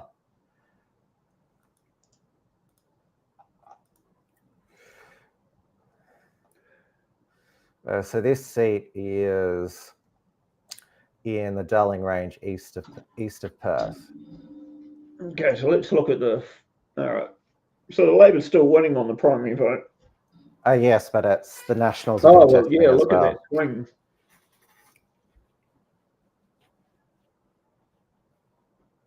Though Labor and the Greens with preferences should still be greater than. Oh, yeah. And you wonder who legalized cannabis would. You'd think they would preference Labor. So 31% of the vote has been counted. I think Roger Cook's getting in the car. I think he's actually driving. Oh, he's a man of the people. He hasn't got a. Oh, they're not called Comcars at the state level. There was did you hear about the New South Wales Transport Minister, Jo Halen, who had to resign after she used a taxpayer-funded chauffeur to drive her and her friends to an Australia Day weekend piss up at a winery in the Hunter Valley? I did not. Yes. Sounds like it was within the rules. It was within the rules, but it doesn't pass the pub test, as they say. Yeah. So she said she'd repay the money, but then there was more to come out, and so she resigned before she was pushed.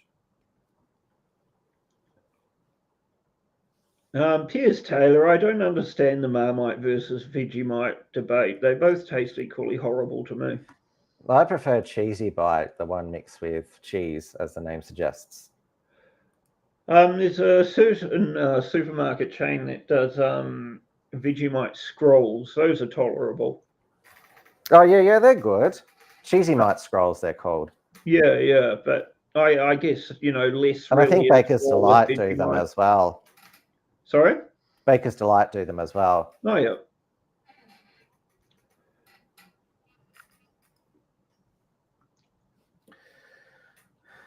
So I don't know. Yeah, is Libby Metham going to give a concession speech at the 2020 Queensland state election? Anastasia Palaszczuk made her victory speech the same time as Deb Frecklington gave a concession speech. Well, it's good sport to give a concession speech, I think. And I was very disappointed in Hillary Clinton and Kamala Harris when they didn't give one themselves. Because they hadn't written one. Because they thought they were going to win. Yeah, but to just not show up to your election night party, that's pretty scummy.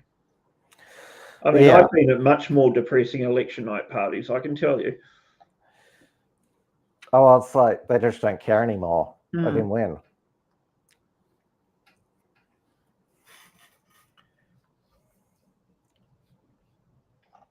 I'm just looking closer at Kalamunda. The combined Labor Green support is greater than the Liberal. Yeah, I wouldn't be surprised if that's revised. I don't think that's going to go Liberal. Yeah, it's probably still too close to call. And Kalgoorlie, so Libs ahead there, but it's not being called for them yet. Preference projection, it's just a fraction of %. But on preferences, Labor's at 35%, Liberals at 19%, Nationals 17%, and then an Independent at 11%. I don't know what you can assume about independents in Western Australia. I mean, they're generally left-wing at the federal level, but Western Australia's Labor Party stronghold.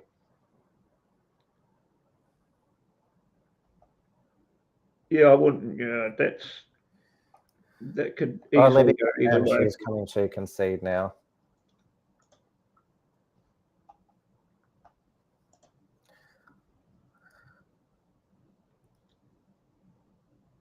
Let me know if you can hear. Will ultimately be up to my colleagues.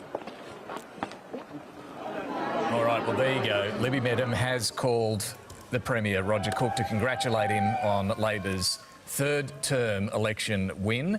And as to her own future, she has acknowledged there that this is now a question for the Liberal Party to decide whether she stays as leader she did indicate she would be willing to accept any position. So this will ultimately be a decision Any for position. the party room, the membership of which might take some time to decide, given the count has been slow tonight and might take a while to resolve exactly how many and who are in that Liberal Party room. But Libby met him not indicating there, I think, a very strong determination to fight on as leader. Rhea, what did you think? No, that was definitely I'll leave it to the party room, but getting a warm welcome there. Libby Metham's been up against it this campaign, and all her colleagues have congratulated her on her work ethic. Mountain to climb. These are difficult speeches to give, no doubt about it, and there'll be some disappointment in that room. But Libby Mettam, I think, is going to be introduced before we hear from her. But this is not the outcome she was expecting. So this is David Spears. No, not at all. I mean, I don't think realistically she had a victory speech prepared. The cheering this is not a good night for the Liberals by any measure. No, it's certainly not. Yeah, just like through a side door. Steve Thomas was telling us earlier, even getting back to 2017. Yeah, it's not some sort of grand entrance. In the pre-poll count to come in, but from what we're seeing so far, this is going to be worse than that 2017 landslide win for Labor. This goes down at the moment, at least, as looking like their second worst result after 2021. Very difficult speech to give, and she's. I mean, this is like the fact that there's this awkwardness. Like, she should just be able to get up on stage and deliver a speech. So she's got notes. Has been fighting the fight. Exactly. And she's worked hard, you know, from all accounts. She's campaigned. She's worked very hard. She's not the official opposition leader, so she hasn't had a government driver. She's been driving herself down and back from her regional electorate. So we did give her a driver for the campaign. For the campaign, yes, but for the past couple of years, no. I think everyone can agree she's worked very hard in that difficult position, but. And not a united team for a small team, but not always united. No, that's it. She had to stare down her detractors. Okay, shut up now, ABC. Let's hear from her. There was movement for Basil Zempilas to come into that position early. All right, let's listen in. Let's hear from her now. We'd like to invite you to the stage. Please welcome Steve Martin, the Deputy Leader of the Liberal Party. Oh, the Deputy first. How ridiculous. No wonder she lost. Hey, guys. Thanks very much, Sandra. It's wonderful to be here. It's been a tough day, guys, but we're going to get a great result in Cottesloe, and it's my great pleasure to introduce the hardest working woman in Western Australian politics. She's really quite tough as well. But it's a wonderful privilege to have served with Libby for the last couple of years. She's left nothing on the table. It's not the result we wanted, but it's my great privilege to introduce Libby Mettam. Thank you.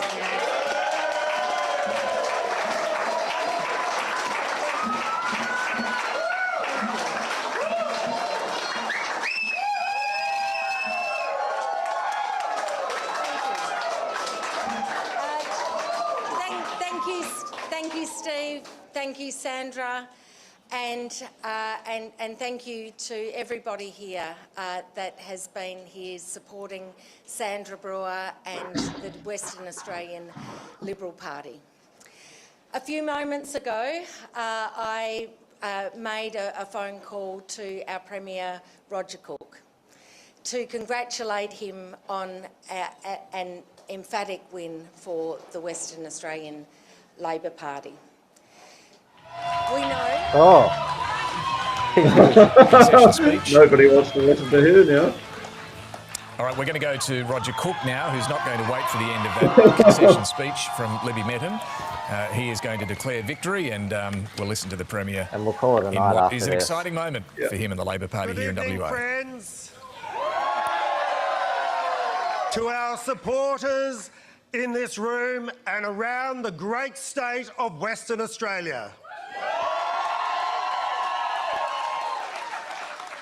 To all the members of the WA community watching at home, good evening. Thank you to Barry Winmar for his warm welcome to country early this evening. And can I take my opportunity to acknowledge the traditional owners of the land on which we are meeting tonight, I thought he wasn't going to do it for a second. But of course, People they are all have to watching this do election it from for right around this themselves. great ancient state of ours, and we acknowledge all First Ancient. Nations people in the state of Western Australia. I'm pretty sure it wasn't called Western Australia before European settlement. Years. Friends, today, Western Australia has voted for a future which is made in WA. You keep saying friends. It's a new comrade. Now, earlier this evening, I received a call from Libby Mettam. She offered her congratulations to our WA Labor team for being elected to form a new government and wish us well. I congratulated Libby on the tireless work she put into this campaign on the campaign trail. And look, she's a decent person who, like most of us who go into public life, does it for the right reasons.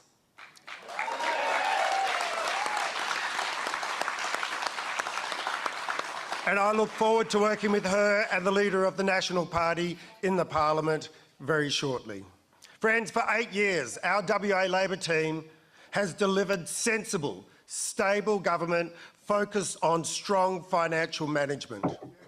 We relentlessly pursue the creation of jobs and the delivery of infrastructure and services that people need. And at times of global uncertainty, the WA community has put its trust in our WA Labor team for the next 4 years. The BBC has Basil Zemplis behind now. And while we celebrate tonight, we are humble.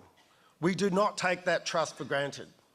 We will work to repay this trust every single day.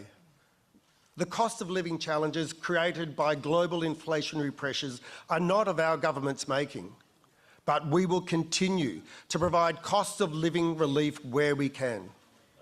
Things like our household battery rebate, expanding free kindy and free TAFE, delivering another round of the student assistance payments, and cheaper fares for public transport in Perth and in our regions. Yeah, cheaper Albanese, cheaper childcare, cheaper medicines, free kinder. But WA's Labor's visions for Western Australia goes beyond this. We will work every day to ensure WA's economy remains the strongest in the nation, and that there is no better place in the world to get a quality job. By backing our resources industry, diversifying our economy for the future, and making more things here.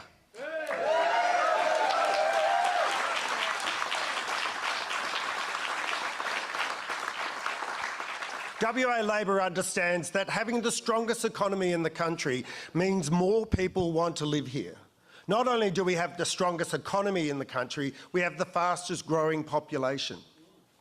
And this creates pressures in areas like housing and health.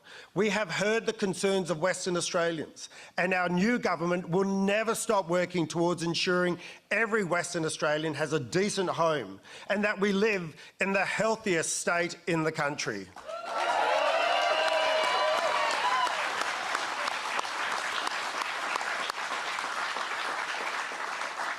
And that no matter where you live, in our suburbs, in our towns, in our remote communities, all Western Australians will have access to the services they need. Friends, every election victory involves a lot of hard work, and I want to thank everyone who has contributed. To our State Secretary and Campaign Director, Ellie Whittaker, thank you. All over before the speakers come in.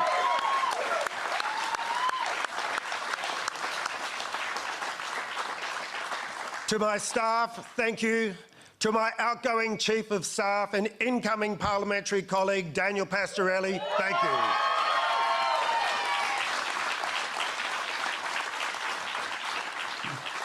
To our former Premier Mark McGowan, thank you for your service to our state, your friendship and ongoing support.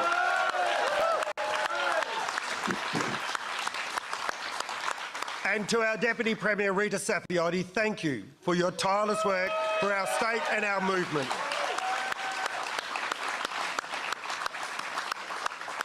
And to my other Cabinet colleagues and Cabinet and parliamentary colleagues, thank you as well. and on today, which also happens to be International Women's Day, I pay special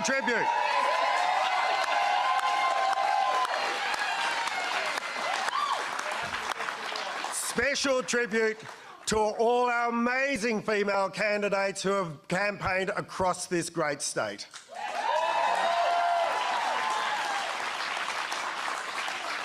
Now, I want to make special mention of our WA Labor members who have lost their seats tonight. Look, politics is a tough business. You have to reapply for your jobs every 4 years, and sometimes you're not successful. Each and every outgoing member of our WA Labor team has made an outstanding contribution to both their electorate and our state. Thank you for your service, and all the best for the future to you and your families.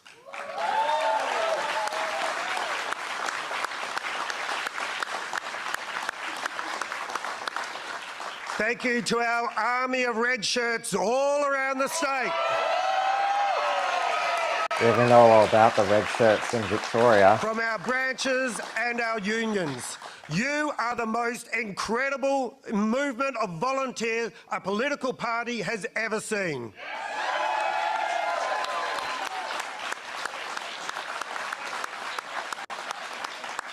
The woman looks like she's about to wet herself. Thank you for every phone call you made and every door you knocked. But I want to pay special tribute to my family tonight. Like every family of a politician, they put up with a lot. They give a lot. So, Carly, Toby and Isabel, thank you for everything.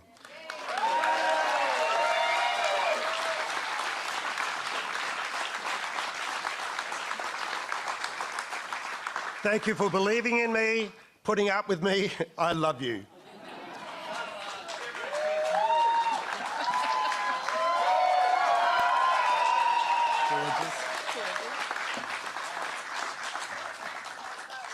Friends, enjoy tonight because we get back to work tomorrow, putting together a new government that builds upon everything that we've achieved together to date, that tackles our challenges with determination, that pursues every opportunity with excitement and enthusiasm. We are fortunate to live in the greatest place on earth.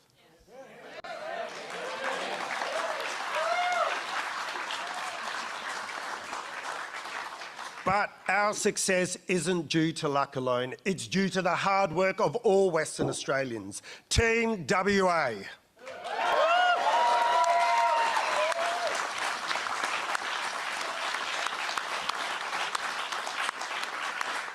And as a team, we achieve so much more together than we do alone. And each member of our WA Labor team looks forward to rolling up our sleeves and getting back to work for each and every Western Australian. To create jobs, to deliver the infrastructure and services we need, to make WA a renewable energy powerhouse and restore pride in the words, "Made in WA." Thank you.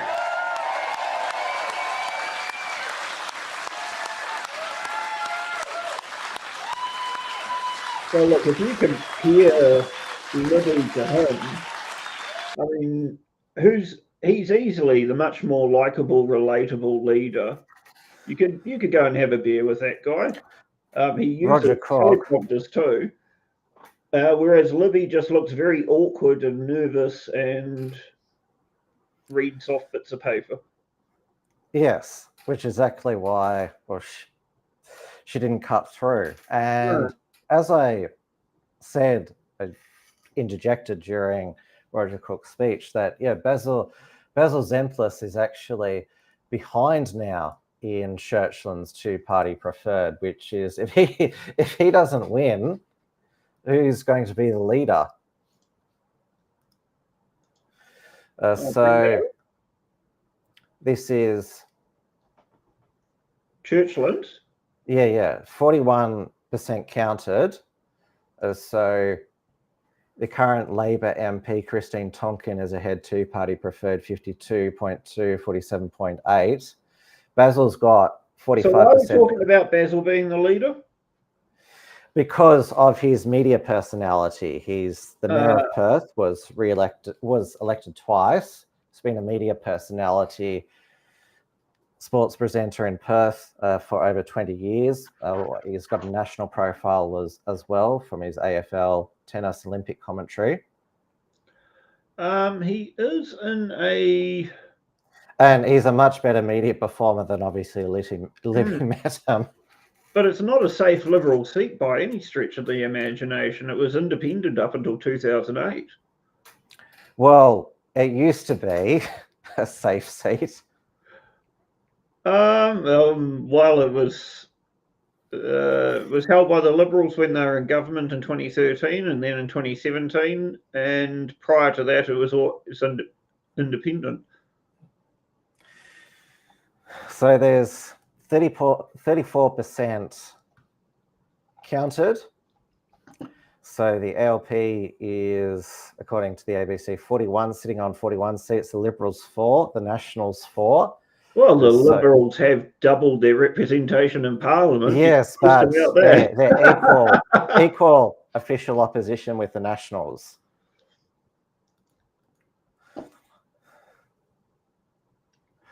So let's have a look at the Legislative Council, how that's going just before we finish. Yep. So we've got 2.6% of the voters now in.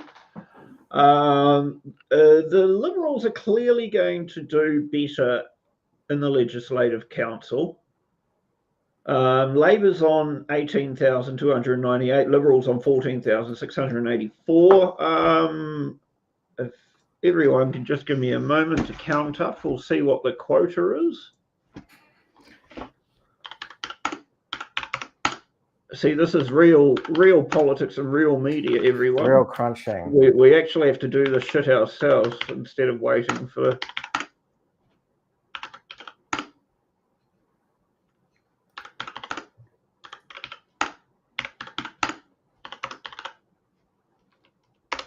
Almost there, almost there. You're finishing. Okay. Oh. We're all waiting. Okay, so the quota is... Oh, Jesus Christ, I'm almost there. I'm almost there. This time. Okay, so the quota is 939 votes. So Libertarians don't get one. No. One Nation do. So the Australian Christians have slipped out. Legalised cannabis should have one Nation. I think it's safe to say One Nation will have someone in there. And otherwise, it's just the Greens, National, Labor, and Liberals.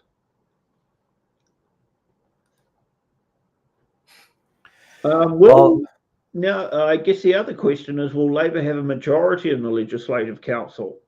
They won't. No. They will hope to have a working majority with the Greens or legalised cannabis or animal justice.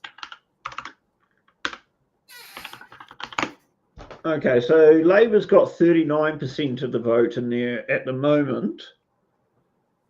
I mean, that's a little bit disastrous for Labor. I would have thought that the electoral changes would have advantaged them. Well, they got a majority last time because their primary vote last election was almost 60%.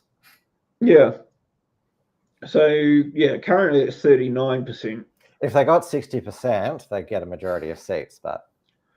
I mean, I guess we all came into this expecting that Labor would still be solidly in, and it's not like they could ever gain seats. But no. So far, the Legislative Council's looking pretty bad for them. All right, I think we will wrap it up now. It's just past 12:30 a.m. on Sunday, the 9th of March, here over on the East Coast. It's still yesterday, election night. In Western Australia, they'll continue counting, but the result is pretty clear. Very comfortable re-election for the WA Labor government. Premier Roger Cook wins an election in his own right after taking over from Mark McGowan, who retired in 2023. Anthony Albanese will be very pleased and hopefully hopes that gives him a bit of momentum. But there's still a lot to play out federally. That'll be our next election night live stream, some Saturday night in May. So that's when I'll probably see you next, Stephen. Thank you for joining me tonight, and also thank you to Kyle as well. I'll be back for Tim's News Explosion, 8:30 p.m. Melbourne time, back on the Wilms Front channels. Make sure that wherever you're watching, you subscribe, click the bell for notifications, give a thumbs up, like, comment below. And remember, we can't do all of these marathon election night coverage without your support. So you can take out a Substack subscription membership. That's where also our Unshackled Productions archive is. And also where I send out email alerts for upcoming Unshackled productions, such as, of course, our election night streams. And also you can support us with a premium membership on the unshackled.net, where we still publish our articles as well. There'll be also a new report from Richard Wollstonecroft published very soon. I haven't published it this weekend because we've been focused on the state election coverage. And I'll let you know when my next Wilms Front featured interview is. Stephen, anything you want to plug before we go? No, thank you very much for having me on. It's always a pleasure. All right, we're going to probably get some shut-eye very shortly because it is very, very late here. And I will see you all on Monday. So good night and good luck to Western Australians for under a third term under a Labor government. Good luck to you, because you'll need it.